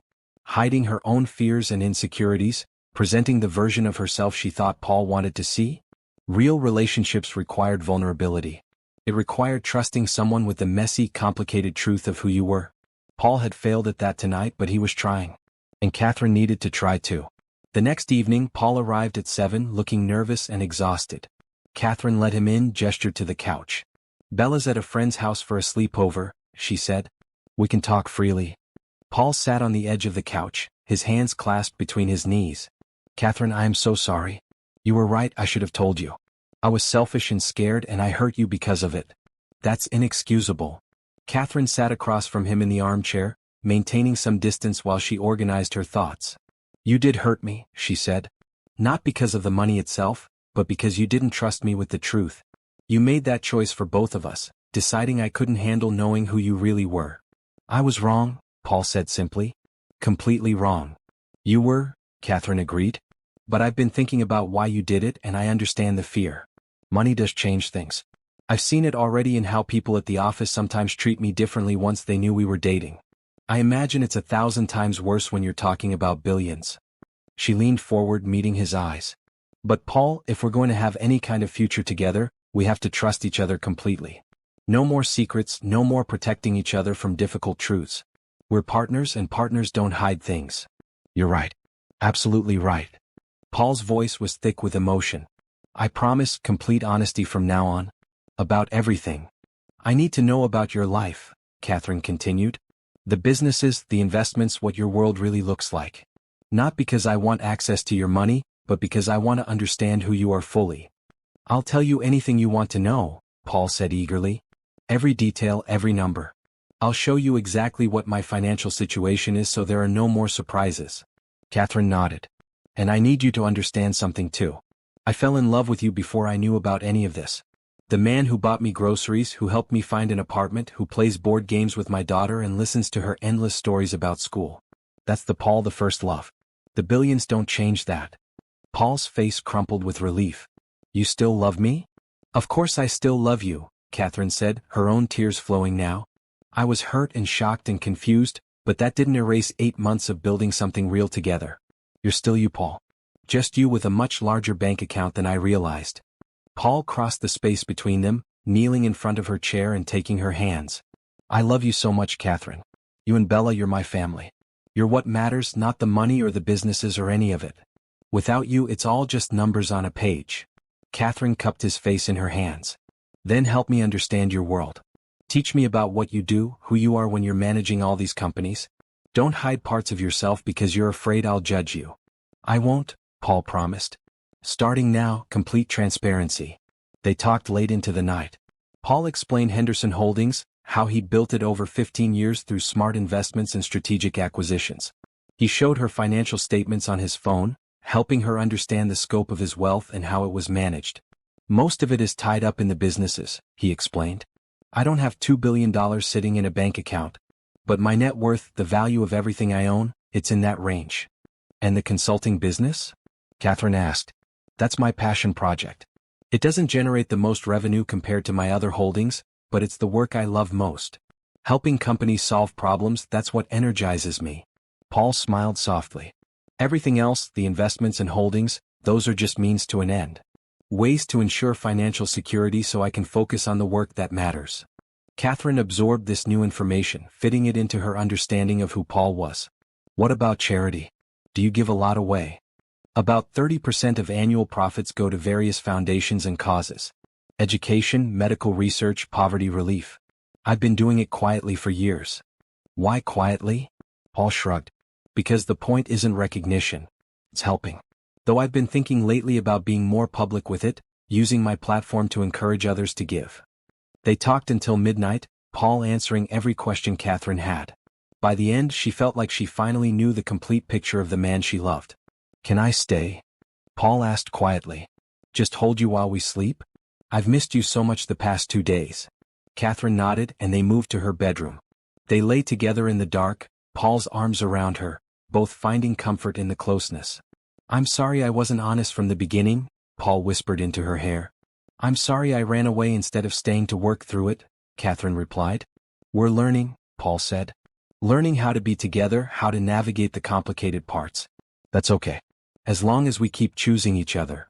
I'll always choose you, Catherine promised. And as she drifted off to sleep, safe in Paul's arms, Catherine realized something important. The money didn't matter. Not really. What mattered was the heart of the man holding her, the kindness he showed to strangers, the love he gave so freely. Paul Henderson the billionaire was impressive. But Paul Henderson the man was extraordinary. And he was hers. The rest of the summer passed in a blur of happiness. True to his word, Paul opened his life completely to Catherine. He took her to board meetings for Henderson Holdings, introduced her to the investment managers who handled his portfolio, explained the intricate web of businesses he owned or had stakes in. Catherine discovered that Paul's wealth, while vast, wasn't frivolous. Every investment served a purpose, creating jobs, advancing technology, supporting sustainable business practices. He wasn't just accumulating money. He was trying to make a positive impact on the world. She also met more of his world. Business associates, fellow investors, philanthropists. Some were kind and welcoming. Others looked at Catherine with barely concealed judgment, seeing a single mother who'd lucked into a billionaire's affection. She learned to ignore the whispers, to hold her head high, to remember that Paul chose her for who she was, not what she had. At work, Catherine's role continued to expand. Paul began bringing her to client meetings, valuing her fresh perspective. Her insights, unburdened by years of consulting jargon, often cut straight to the heart of issues that others missed. Clients appreciated her direct communication style and problem-solving approach. By August, Paul promoted her again, this time to Director of Operations. It was a significant role with real authority, managing not just the office but coordinating across the company's 3 locations. The salary that came with it, $90,000 a year, made Catherine's head spin. She'd gone from making $35,000 at the factory to this in just 10 months. You've earned every penny, Paul insisted when she expressed concern about moving up too quickly. This isn't favoritism, Catherine. The senior partners all agreed you were the right person for this role. You've proven yourself again and again. At home, Bella thrived. She'd grown 2 inches over the summer, her artistic skills blossoming. She asked for piano lessons and Catherine enrolled her immediately, no longer having to calculate whether they could afford it. Watching Bella sit at the keyboard, concentrating intensely on learning a new song, Catherine felt overwhelming gratitude for how far they'd come. Sunday dinners had become tradition. Sometimes they were at Catherine's apartment, sometimes at Paul's house. Often they included Ruth's family or other friends from the office. Paul was teaching Catherine and Bella to cook, sharing recipes Hannah had loved. One Sunday in September, after a meal of homemade lasagna, Bella asked the question they'd both been waiting for. "Paul, are you going to marry my mommy?" Catherine nearly dropped the plate she was washing. Paul, sitting at the kitchen table helping Bella with a puzzle, went very still. "Bella," Catherine started, but Paul held up a hand. "It's okay." He turned to Bella, his expression serious. "Would you like me to marry your mommy?" Bella considered this carefully. "Would that mean you'd be my daddy?" "It would mean I'd be your stepfather. Which is like a daddy, someone who loves you and takes care of you and wants to be part of your family. Your biological father will always be your father, even though he's not in your life right now. But I could be an additional parent if you'd want that." Bella's biological father had left before she was born, a college boyfriend who'd made it clear he wanted no part of parenthood. Catherine had raised Bella alone from the beginning, and Bella had no memory of ever having a father figure until Paul. "I would like that," Bella said softly. "You already feel like a daddy. You come to my school stuff and help with homework and make mommy happy. If you married her, could I call you dad?" Paul's eyes went bright with tears. "I would be honored if you called me dad." Bella launched herself at Paul, hugging him tight. Over her head, Paul met Catherine's eyes. The look they shared was full of promise and possibility. That night, after Bella was asleep, Catherine and Paul sat together on the couch. "We should probably talk about that conversation," Catherine said. "Probably," Paul agreed. "For what it's worth, I meant what I said to Bella. I'd be honored to be her stepfather. She already loves you like a father. The title would just make it official." Paul took Catherine's hand, his thumb tracing circles on her palm. "I want to marry you, Catherine. I've wanted it for months. But I didn't want to rush you, didn't want you to feel pressured because of everything I've given you." "I don't feel pressured," Catherine said. "I feel loved. And I want to marry you too." Paul's face broke into a huge smile. "Really? Really? You've become essential to my life, to Bella's life. I can't imagine a future without you in it." "I'm going to do this properly," Paul said, standing up and pulling Catherine to her feet. "With a ring and a romantic proposal and everything you deserve. But I need you to know, right now, that I'm completely committed to building a life with you and Bella. You're my family. The most important thing in my world." Catherine kissed him, pouring 8 months of love and trust and hope into it. "We're your family," she agreed. "And you're ours." 3 weeks later, on a sunny October afternoon, Paul took Catherine to the botanical gardens where they'd had one of their first dates. They walked through the autumn displays, Bella running ahead to look at the colorful leaves, giving them a moment of privacy. In a secluded gazebo surrounded by chrysanthemums, Paul got down on one knee. "Catherine Hale, you walked into my life when I'd given up on finding joy again. You reminded me that love is possible after loss, that families can be built from kindness and choice, that every day is a chance to start over and do better." He pulled out a small box, opening it to reveal a beautiful diamond ring, elegant and classic. "Will you marry me? Will you let me spend the rest of my life loving you and Bella and building a future together?" "Yes," Catherine said, tears streaming down her face. "Yes, absolutely yes." Paul slipped the ring on her finger, then stood and kissed her thoroughly. Bella, who'd been hiding nearby with a camera to capture the moment, came running up. "She said yes," she shouted joyfully. "We're going to be a real family." Paul scooped Bella up, spinning her around. "We already are a real family. This just makes it official." That evening they celebrated with friends and colleagues at Paul's house. Ruth cried happy tears. Trevor made a speech about true love. The senior partners from Henderson Consulting raised glasses to the couple's happiness. Later, as guests mingled and laughed, Catherine stood on Paul's back deck, looking at the ring on her finger in wonder. "It's beautiful," Ruth said, joining her. "Everything about this is beautiful. You and Paul, you're perfect together." "I keep thinking about that day at the grocery store," Catherine admitted. "How desperate and hopeless I felt. If someone had told me that the stranger who appeared would become my husband, I would have thought they were crazy." "God works in mysterious ways," Ruth said. "Or the universe or fate, whatever you believe in. The important thing is you were both brave enough to take a chance on each other. Inside, Catherine could see Paul and Bella heads together over something on his phone, both laughing. Her family.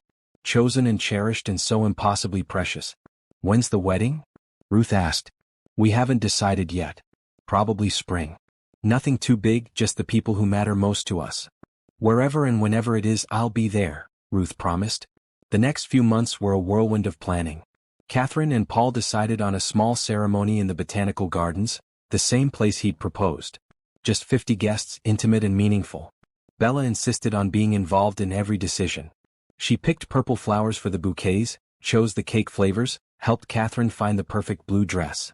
For Bella herself, they found a beautiful purple gown that made her feel like the princess Paul always said she was. At work, Catherine continued to excel. She'd found her calling in business operations, discovering skills she never knew she had. Paul had been right that first day, she was capable of so much more than she'd ever imagined. In December, Henderson Consulting was approached by a major corporation for a possible acquisition. They wanted to buy the consulting business, offering a sum that would triple Paul's already vast wealth. Paul brought Catherine into the discussions, valuing her opinion. What do you think I should do? He asked one evening as they reviewed the offer. That depends, Catherine said. What do you want to do? Part of me is tempted. The money would allow me to expand my charitable work exponentially. But this business, it's my passion. I love the work, love the team we've built. Then don't sell, Catherine said simply. You have more money than we could spend in 10 lifetimes. What you don't have is another passion project that brings you this much joy. Paul smiled. You're right. I'm going to turn them down. Good. They'll maybe ask if they'd consider a partnership instead? You keep running the business, they invest in expansion. Paul's eyes lit up. That's brilliant. Why didn't I think of that? Because you've been too close to it, Catherine said. Sometimes you need fresh eyes. The partnership ended up working out perfectly. The corporation invested $50 million to expand Henderson Consulting into international markets, while Paul retained complete control of operations.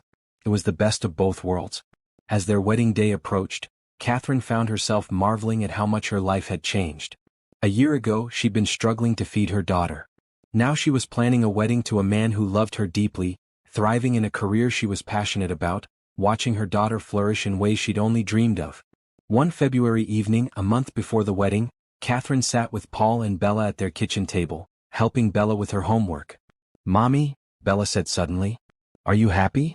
Catherine looked at her daughter, then at Paul, then around at the life they'd built together. I'm more than happy, baby. I'm grateful. I'm blessed. I'm loved. Me too, Bella said, returning to her math problems. Paul reached across the table and squeezed Catherine's hand. Me three. And in that simple moment, Catherine understood something profound. Happiness wasn't about money or security or even love, though all those things helped. Happiness was about belonging, about finding your people and building a life with them one day at a time. She'd found her people. Paul and Bella, Ruth and Trevor, the community they'd created at Henderson Consulting. They were her family, chosen and cherished. Everything that came before, the struggles and pain and fear, it had all led her here. To this table, this moment, this perfect imperfect life. And she wouldn't change a single thing. March arrived with unexpected warmth and the promise of new beginnings. Catherine's wedding was 3 weeks away, and she felt like she was floating through her days in a haze of happiness. The dress hung in her closet, alterations complete. The venue was confirmed, flowers ordered, caterer finalized. Everything was falling into place perfectly. Then, on a Tuesday morning, everything fell apart. Catherine arrived at the office to find Paul already there, his face grim as he stared at his computer screen. Several of the senior consultants were gathered in his office, their expressions equally troubled. What's wrong?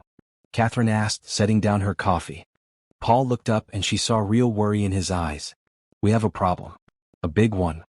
He explained quickly. Dawson Industries, their largest client, accounting for nearly 30% of Henderson Consulting's revenue, had sent an email at 6 that morning terminating their contract effective immediately. Immediately? Catherine repeated. They can't do that.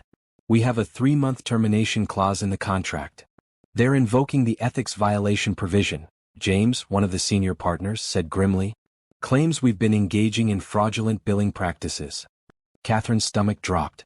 That's insane. We've never done anything like that. We know, Paul said. But they have documentation. Emails, billing records, all allegedly showing that we've been padding hours and charging for services never rendered. Let me see, Catherine demanded, coming around the desk. Paul pulled up the emails. They appeared to be from Henderson Consulting's billing department, detailing hours worked on Dawson projects. But as Catherine studied them, something felt off. These email addresses are wrong, she said, pointing. Look at the domain. It's henderson-consulting.com, with a hyphen. Our actual domain is hendersonconsulting.com, without the hyphen. Someone created a fake domain to send these. The room went silent. Paul leaned in, verifying what Catherine had spotted. She's right. These are forgeries. Who would do this? Patricia, another senior partner, asked. Paul's face darkened. I have an idea. He explained that 6 months ago, he'd fired a consultant named Martin Shore for unethical practices. Martin had been padding his own hours, billing clients for work his junior consultants had done, and pocketing the difference. When Paul discovered it, he terminated Martin immediately and reported him to the consulting industry's ethics board. Martin swore he'd get revenge, Paul said. I didn't take it seriously at the time. Figured he was just angry and would move on. Apparently he hasn't moved on, James said grimly. Catherine's mind was racing. Okay, we can prove the emails are fake. But in the meantime, Dawson has terminated the contract. Even if we prove our innocence, getting them back could take months. And if word spreads that we're under investigation for fraud, other clients might panic and leave too.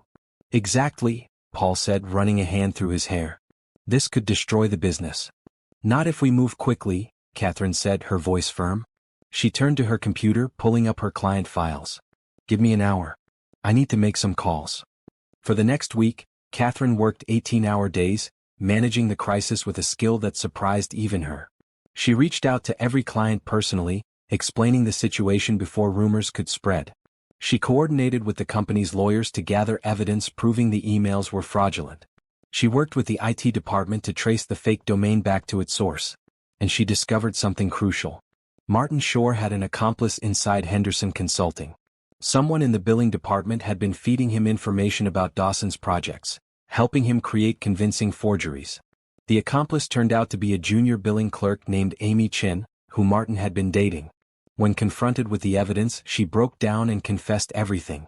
Martin had convinced her that Paul had wronged him, that he deserved revenge. She'd provided the information, not realizing how much damage it would cause. With Amy's testimony and the technical evidence, Catherine built an airtight case.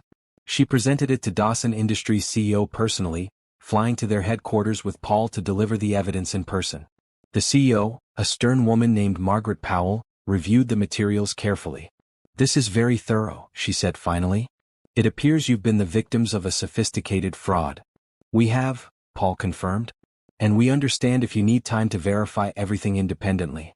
But we wanted you to know that Henderson Consulting has never and will never engage in fraudulent billing. Our reputation is built on integrity. Margaret studied them both. I've worked with your company for 5 years, Paul. In that time, I've never had reason to question your ethics. This whole situation felt wrong from the start, but when I saw those emails, I had to act. We understand completely, Catherine said. In your position, we would have done the same thing. Tell me about you, Margaret said, turning her attention to Catherine. I don't believe we've met. Catherine Hale, Director of Operations for Henderson Consulting. And my fiancée, Paul added, pride evident in his voice. Margaret's eyebrows rose. Really? Office romance. Something like that, Catherine said, smiling. More like he rescued me from a terrible situation and I fell in love with his kindness. Interesting. Paul, I've known you for years and never seen you this happy. This woman must be something special. She is, Paul said simply. She's the one who figured out the emails were fake. She's the one who uncovered the conspiracy. She's the one who's been holding everything together while I've been panicking about losing our biggest client. Margaret looked thoughtful. Catherine, what's your background? Before Henderson Consulting? Catherine hesitated. She could make something up, paint a prettier picture. But honesty had always served her better than pretense. I worked in a textile factory until it closed down, she said. Before that, I was a single mother struggling to keep my daughter fed and housed. Paul gave me a chance when I had nothing, and I've been working to prove I deserved it ever since. And have you? Proved it? Every single day, Paul said firmly. Catherine is the most capable person I've ever worked with. Her intelligence, her work ethic, her ability to see solutions others miss, it's extraordinary. Hiring her was the best business decision I've ever made. Margaret smiled slightly. High praise. All right, I've made my decision. We're reinstating the contract, effective immediately. The termination was based on false information, so it's void. And I'm adding a clause that any future concerns come directly to me for review before any action is taken. Relief flooded through Catherine. Thank you, Margaret. We won't let you down. See that you don't. Margaret stood, shaking both their hands. And congratulations on your engagement. Paul, you're lucky to have found someone who fights for what's yours. I know, Paul said, his eyes on Catherine. Believe me, I know. On the flight home, Paul was quiet. Catherine, exhausted from the stress of the past week, dozed against his shoulder. When she woke, he was staring at her with an expression she couldn't quite read. What? She asked sleepily. You saved the business, Paul said. You do realize that, right? Without you, without your quick thinking and determination, we would have lost Dawson and probably several other clients too. The company would have survived, but it would have been badly damaged. We're a team, Catherine said. You've saved me more times than I can count. I'm glad I could return the favor. It's more than that. Paul took her hand. Catherine, you've grown so much in the past year. From the woman I met at the grocery store to the powerhouse who just convinced our biggest client to give us another chance. You're extraordinary. Catherine felt tears prick her eyes. You saw that in me before I saw it myself. You gave me a chance to become this person. No. I just removed the obstacles that were in your way. You became this person through your own effort and talent. Back at the office, news of the reinstated contract spread quickly. The employees who'd been worried about layoffs celebrated. Ruth brought champagne to the office. Trevor organized an impromptu party in the conference room. That evening at home with Bella, Catherine finally let herself relax. The crisis was over. The business was safe. And she'd proven to herself, once and for all, that she belonged in Paul's world not because he'd brought her there, but because she'd earned her place through hard work and skill. Mommy, you look happy, Bella observed over dinner. I'm happy, baby. It was a hard week at work, but we figured everything out. Paul says you're a superhero, Bella said matter-of-factly. He told me on the phone that you saved the day. Catherine laughed. I don't know about superhero. I just did my job. That's what superheroes always say, Bella insisted. That night, after Bella was asleep, Paul called. I've been thinking, he said. About the business, about the future. Okay, Catherine said cautiously. I want to make you a partner. Not just director of operations, but a full equity partner in Henderson Consulting. You've earned it, and I want you to have a real stake in what we're building. Catherine sat down hard on the couch. Paul, that's huge. Are you sure? I've never been more sure of anything. You're brilliant at what you do, Catherine. And I want to spend the rest of my career building this business with you by my side, as my equal partner. I'd be honored, Catherine said, tears streaming down her face. Thank you for believing in me. Thank you for proving me right to believe, Paul said. Now get some rest. We have a wedding to finish planning, and I need my partner sharp and ready. Catherine hung up the phone and sat in the quiet of her apartment, processing everything that had happened. A year ago she'd had nothing. Now she had everything. A career she loved, a man who cherished her, a daughter who was thriving, and a future bright with possibility. The road to get here hadn't been easy. There had been struggles and doubts and moments where she'd wanted to give up. But she'd kept fighting, kept pushing forward, kept choosing hope even when hope seemed foolish. And it had brought her here. To this moment. To this life. She thought about the woman she'd been, standing outside that grocery store with an empty basket. That woman had been broken but not defeated. Scared but not hopeless. She'd had just enough strength left to accept help when it was offered. And that choice, that single choice to let Paul into her life, had changed everything. Catherine looked at her engagement ring, sparkling in the lamplight. In 3 weeks, she would marry the man who had seen her worth when she couldn't see it herself. They would build a life together, raise Bella together, work together to make the world a little better. It was more than she'd ever dreamed possible. And she'd earned every bit of it. The week before the wedding was chaos. Final dress fittings, last-minute vendor confirmations, guests arriving from out of town. Catherine juggled wedding planning with her new responsibilities as a partner at Henderson Consulting, barely sleeping as she tried to keep everything on track. Thursday evening, 5 days before the ceremony, Paul insisted they take a break. He'd made dinner reservations at Azure, the rooftop restaurant where they'd had their first official date as a couple. We need this, he said when Catherine protested she had too much to do. One evening to just be us before the craziness of the wedding weekend. Catherine agreed, asking Ruth to watch Bella. She wore a green dress and her favorite heels, wanting to look special for Paul. The restaurant was as beautiful as she remembered. Floor-to-ceiling windows offered views of the city lights stretching to the horizon. Their table was in a quiet corner, lit by candles that cast everything in a warm glow. They ordered wine and appetizers, talking about the week's events. The crisis with Dawson Industries had resolved completely, Martin Shore was facing legal consequences for fraud, and business was booming. Everything was finally stable and successful. "I can't believe we're getting married in 5 days," Catherine said, sipping her wine. "Having second thoughts?" Paul asked, though his tone was light. "Not even for a second." "You? Never." Paul reached across the table and took her hand. "Catherine, I need to tell you something. Something I've been thinking about for a while now." His serious tone made her nervous. "What is it?" When I saw you at that grocery store, I told myself I was helping because of Dorothy. Because of the promise I'd made to pay forward the kindness she'd shown me."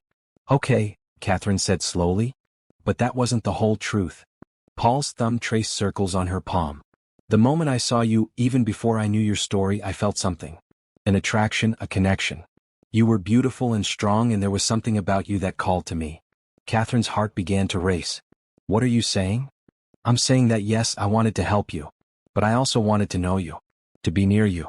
And as I got to know you and Bella, those feelings grew into something I couldn't ignore." Paul's eyes were intense. "I fell in love with you so fast, Catherine. By the time you started working for me, I already knew you were special. When we started dating, it felt like coming home to something I didn't know I'd been missing." "I felt it too," Catherine admitted. "Almost from the beginning. You made me feel safe and seen." "But here's what I need you to know," Paul continued. "I've never regretted a single thing I did to help you. Not the groceries, not the apartment, not the job. But I also need you to understand that it was never just charity. It was always partly selfish because I wanted you in my life. I wanted the chance to know you, to love you." He paused, his voice growing thick with emotion. "You told me once that you worry people see you as a project, someone I rescued out of pity. But Catherine, you saved me just as much as I saved you. After Hannah died, I was just existing. Going through the motions. You brought me back to life. You gave me a reason to wake up excited about the day ahead. You reminded me what it feels like to hope and dream and plan for a future." Tears streamed down Catherine's face. "Paul? Let me finish," he said gently. "You and Bella, you didn't just fill my table or my house. You filled my heart. You gave me back something I thought I'd lost forever. The ability to love and be loved, to be part of a family, to matter to someone." He pulled something from his jacket pocket. It was a folded piece of paper, worn and creased like it had been handled many times. "Do you remember our first dinner at my house? When I offered you the job?" Catherine nodded, unable to speak through her tears. "That night after you left, I wrote this. A list of all the things I hoped for you and for me. I want to read it to you now." He unfolded the paper and began reading. "I hope Catherine takes the job and thrives in it.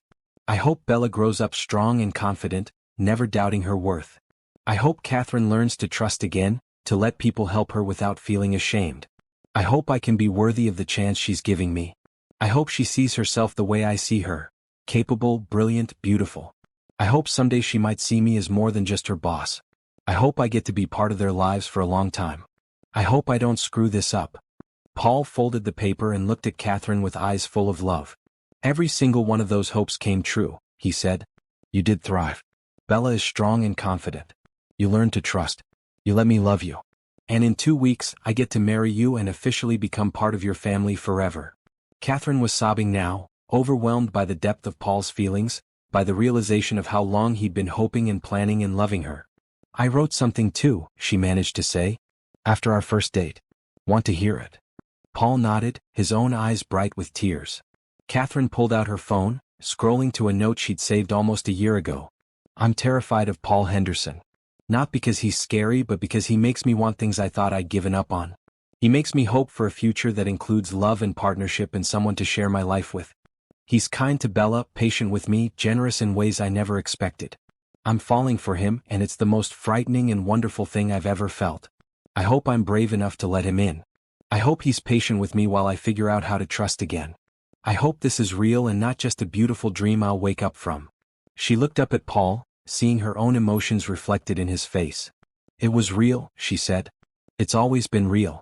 And I don't ever want to wake up from this." Paul stood and came around the table, pulling Catherine to her feet and into his arms. They stood together in the middle of the restaurant, holding each other while other diners smiled and looked away, giving them privacy for their moment. "I love you," Paul whispered into her hair. "I love you so completely it scares me sometimes. You're my best friend, my partner, the person I want to spend every day with. You make everything better just by being in it." "I love you too," Catherine said. "You saw me when I was invisible. You believed in me when I'd stopped believing in myself. You gave me not just material things but hope and purpose and a future worth fighting for. You're my hero, Paul. My love. My everything." They kissed there in the restaurant, oblivious to everything else. When they finally pulled apart, the server was waiting nearby with dessert and a knowing smile. "On the house," he said, setting down chocolate cake with "Congratulations" written in sauce. For the happy couple. They ate dessert slowly, talking about everything and nothing. The wedding, their honeymoon plans to Italy, Bella's excitement about being a flower girl. But also deeper things. Their fears, their hopes, their dreams for the future they were building together. "I want more children," Paul said suddenly. "With you. If you want that too." Catherine's heart swelled. "I'd love that. Bella would be thrilled to be a big sister. And I want us to build something beyond the businesses. A legacy of kindness and generosity like Dorothy's. I want to create programs that help single parents like you were, give them the same chances you got." "We could create a foundation," Catherine suggested. "Focus on education, job training, childcare assistance. All the things that make it so hard for single parents to get ahead." Paul's eyes lit up. "That's perfect. The Catherine and Bella Foundation. Named after the two people who taught me what really matters." "The Dorothy Parker Foundation," Catherine countered. "Named after the woman who started it all." They talked for hours, planning their future with excitement and joy. By the time they left the restaurant, it was after midnight. Paul drove Catherine home, walking her to her door like he always did. "5 more days," he said, kissing her goodnight. "5 more days and you'll be my wife." "I can't wait," Catherine said honestly. "I feel like I've been waiting for you my whole life." Inside her apartment, Catherine found Ruth asleep on the couch and Bella in bed, peaceful and secure. She paid Ruth and thanked her, then went to check on her daughter. Bella had fallen asleep with a drawing on her pillow, a picture of Catherine, Paul and herself, holding hands under a rainbow.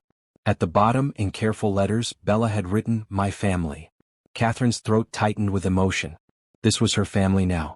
This beautiful, imperfect, chosen family that had come together through kindness and courage and love. She thought about the journey that had brought her here.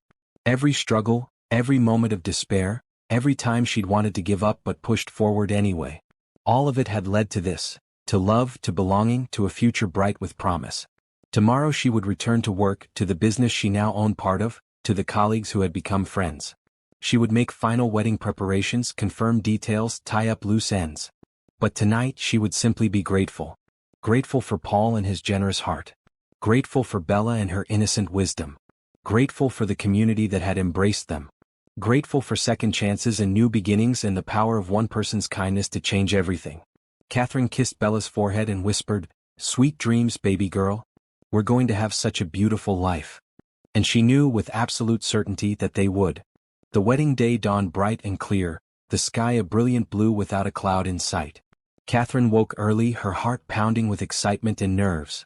In just a few hours she would become Mrs. Paul Henderson. Ruth arrived at 8 with coffee and breakfast, taking charge of the morning preparations.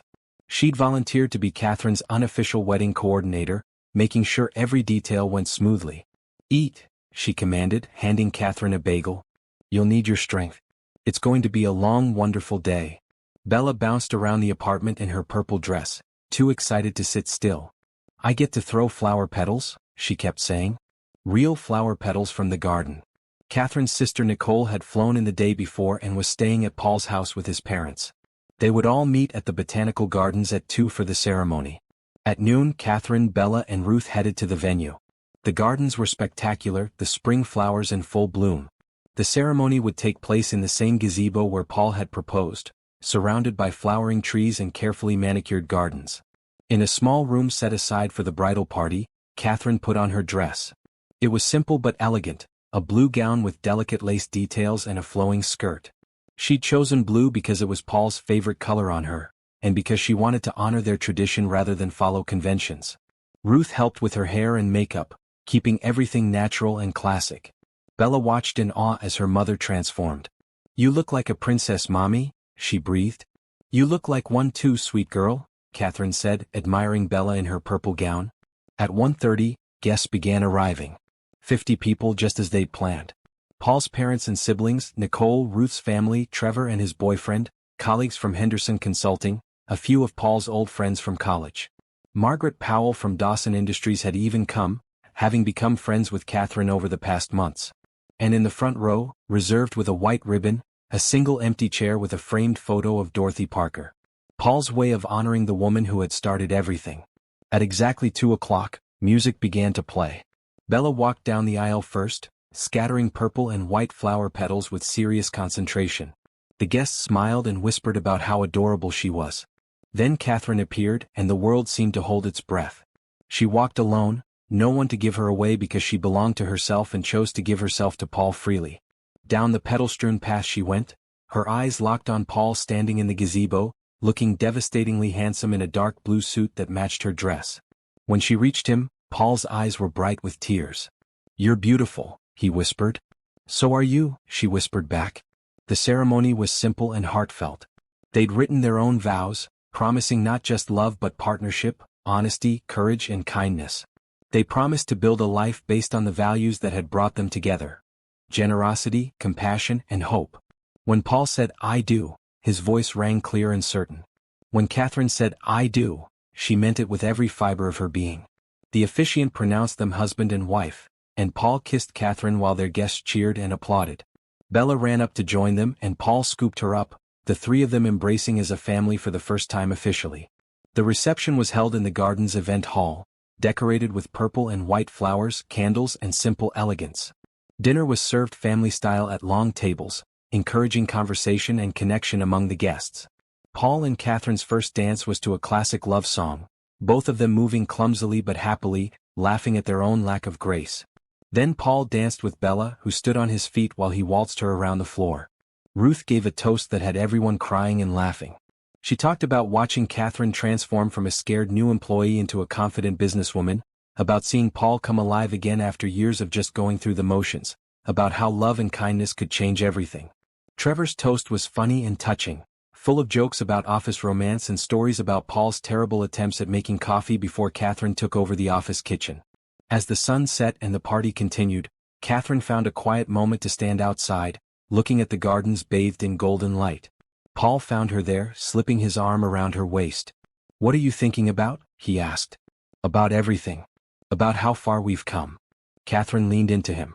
"A year and a half ago I was standing outside a grocery store thinking my life was over. And now look at me. Look at us. Look at what you built," Paul corrected gently. "I gave you some help, yes. But you did the work, Catherine. You rebuilt your life through courage and determination. I'm just lucky you let me be part of it." "We built it together," Catherine said firmly. "Your generosity gave me the foundation. My hard work built the structure. But the life we have now, that's something we created together, piece by piece, day by day."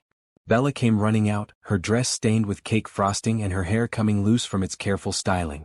"Mommy, Dad, they're about to cut the cake again. Come on, Dad." Bella had started calling Paul that a month ago, and every time she said it, Paul's eyes lit up with joy. They went back inside together, the three of them, to celebrate with their community. The party lasted late into the evening, full of dancing and laughter and love. Around 10, as things were winding down, Paul stood and asked for everyone's attention. "I want to thank you all for being here to celebrate with us today. Catherine and I are incredibly grateful for your support and love." He looked around the room at faces dear to them. "But I also want to make an announcement. Something Catherine and I have been working on quietly for the past few months." Catherine smiled, knowing what was coming. "We're establishing a foundation," Paul continued. "The Dorothy Parker Foundation for Family Success. Its mission is to help single parents who are struggling, to provide the kind of support and opportunities that changed Catherine's life and in turn changed mine."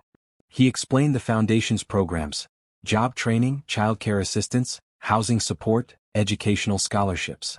Everything designed to help families break cycles of poverty and build stable, successful lives. "We're starting with a $50 million endowment," Paul said. And we're inviting anyone who wants to contribute to join us. Because kindness isn't about one person helping another. It's about creating ripples that spread outward, changing lives and communities and, eventually, the world. The room erupted in applause. Several people immediately pledged donations. Margaret Powell stood and announced that Dawson Industries would contribute $5 million over 5 years. Catherine felt overwhelming gratitude and joy. This foundation, this legacy of kindness, it was their way of paying forward everything they'd been given. After the reception ended and the guests departed, Catherine, Paul, and Bella went back to Paul's house, which was now officially their house. They decided to keep Catherine's apartment for now, renting it out to another family in need at a reduced rate. Bella fell asleep in the car, exhausted from the excitement. Paul carried her inside and tucked her into her new bedroom, which they decorated together with purple walls and a window seat filled with pillows. In their own bedroom, Catherine and Paul finally had a moment alone. They changed out of their wedding clothes, both too keyed up to sleep despite the late hour. "How are you feeling, Mrs. Henderson?" Paul asked, pulling Catherine close. "Like the luckiest woman in the world," Catherine said honestly. "And a little overwhelmed. Everything happened so fast." "We can slow down now," Paul assured her. "The foundation can wait. Work can wait. We have our whole lives to build everything we've dreamed of." They talked late into the night, lying in bed together, planning their future. The foundation they would build. The family they hoped to grow. The trips they wanted to take with Bella. The difference they wanted to make in the world. "I've been thinking," Catherine said, "about my story. About how I got from that grocery store to here." "What about it?" "I want to share it. Not to brag or seek sympathy, but to give hope to other people who are struggling. To show them that second chances exist, that kindness is real, that they're not alone." "I think that's beautiful," Paul said. "How do you want to share it? Maybe through the foundation? A blog or a video series? Other single parents telling their stories too, showing the different paths to stability and success." "Let's do it," Paul agreed immediately. "Your story is powerful, Catherine. It deserves to be told." They finally fell asleep around 2 in the morning, wrapped in each other's arms, the moonlight streaming through the windows of their shared room. When Catherine woke the next morning, she found Bella curled up at the foot of their bed, having snuck in sometime during the night. Paul was still asleep, one arm draped protectively across both Catherine and Bella. This was her family. Her home. Her life. Catherine carefully slid out of bed and went downstairs, brewing coffee in the kitchen. Through the window she could see the backyard garden, already bright with morning sun. She thought about the empty basket, about standing on that sidewalk thinking her world had ended. She thought about Paul's voice behind her, offering help when she'd lost all hope. One moment. One person's kindness. That's all it had taken to change everything. Catherine pulled out her phone and started writing, capturing her thoughts while they were fresh. "The day I met Paul Henderson, I had $4.63 in my wallet and a 7-year-old daughter who'd been asking when we'd have dinner. I stood outside a grocery store with an empty basket, turned away because I couldn't get credit, wondering how I'd failed so completely at taking care of my child." She paused, the memory still sharp even now. "Then a stranger approached and offered to help. I could have refused. Pride, fear, caution, they all told me to say no. But desperation and a mother's love made me brave enough to accept." The words flowed as she described their journey, the grocery shopping, the apartment hunt, the job offer, the growing relationship. She wrote about fear and trust, about learning to accept help, about discovering her own strength. "Paul gave me groceries that first night. He filled my table, kept his promise. But more than that, he filled my life with possibility. He saw potential in me that I couldn't see in myself. He gave me a chance to prove what I could become." Catherine wrote about the job, about learning and growing, about finding skills she never knew she had. About falling in love with a kind man who treated her like an equal. About watching Bella thrive in a stable, loving environment. But here's the truth, Paul's money didn't save me. His kindness did. His belief in me did. His willingness to give a stranger a chance did. The money helped, absolutely. But what changed my life was being seen, valued, given an opportunity to show what I was capable of. She wrote about the foundation they were starting, about their mission to help other families in crisis. Kindness is contagious. It creates ripples that spread far beyond the original act. Paul's generosity to me has already touched dozens of lives through my work at Henderson Consulting, through the support we've given to employees, through the foundation we're building. And I hope those ripples will continue spreading, touching thousands more. When Paul came downstairs an hour later, Bella in tow, he found Catherine still writing. "What are you working on?" he asked, kissing the top of her head. "Our story. The first post for the Foundation blog." Catherine showed him what she'd written. Paul read it carefully, his expression growing soft. "It's perfect. Raw and honest and hopeful. That's what I want people to feel," Catherine said. "Hope. Because if I can go from desperate and scared to this, to having everything I've ever dreamed of, then anything is possible for anyone." Over breakfast, they talked about the Foundation's launch. They'd start small, helping a few families at a time, learning what worked and what didn't. Catherine would manage it part-time alongside her work at Henderson Consulting, with Paul providing financial oversight and strategic guidance. "I want to be hands-on," Catherine insisted. "I want to meet the families, understand their stories, help them navigate the process." I remember how overwhelming it all was. Having someone who'd been through it, who understood, that would have meant everything. "Then that's what we'll do," Paul agreed. 6 months later, the Dorothy Parker Foundation helped its first family, a single father named James Okafor who'd lost his job when his son was diagnosed with cancer. The foundation covered rent while James completed a coding boot camp, then helped him land a job with a tech startup. Within a year, James was stable, saving money, and able to focus on his son's recovery. His thank you letter to Catherine made her cry. "You showed me that accepting help isn't weakness, it's wisdom. You gave me hope when I thought hope was gone. My son and I have a future now, and it's because you cared enough to help a stranger." That letter went on the Foundation's wall, the first of hundreds that would eventually cover every surface of their office. Over the next few years, Catherine and Paul's life continued to blossom. Bella thrived, growing into a confident, compassionate teenager who volunteered with the Foundation and talked about becoming a social worker someday. Catherine and Paul had 2 more children, twins named Hannah and Dorothy, honoring the women who had shaped their lives. Henderson Consulting expanded internationally, with Catherine as Chief Operating Officer, managing operations across 12 countries. The Dorothy Parker Foundation helped over 5,000 families in its first 5 years, with plans to scale even further. But more than the professional success, more than the money or the growth, what mattered was the love they'd built. Sunday dinners remained sacred, now with a bigger table to accommodate their growing family and extended friend circle. They traveled together, worked together, built a life rich in love and purpose. And every year on the anniversary of that day at the grocery store, Catherine and Paul returned to the same spot. They'd buy groceries and donate them to families in need, remembering where they'd started, honoring how far they'd come. On their 10th anniversary, standing outside Green's Market with bags of groceries for the local food bank, Paul took Catherine's hand. "Do you ever regret it?" he asked. "Saying yes that day? Letting me into your life?" Catherine looked at her husband, the father of her children, her partner in every sense of the word. She thought about the beautiful mess of their life, the chaos of raising 3 kids, the demands of running businesses and a foundation, the occasional arguments and the constant negotiations of sharing a life with another person. "Not for a single second," she said firmly. "You promised to fill my table that night. You filled my whole life instead." "We filled each other's lives," Paul corrected, pulling her close. "That's what love does. It fills the empty spaces, it creates abundance from scarcity, it turns loneliness into belonging." They stood together in the parking lot where it had all begun, no longer strangers but soulmates, remembering the kindness that had changed everything. Because in the end, that's what it came down to. Not money or power or success but simple human kindness. One person seeing another's need and choosing to help. One person brave enough to accept that help despite pride and fear.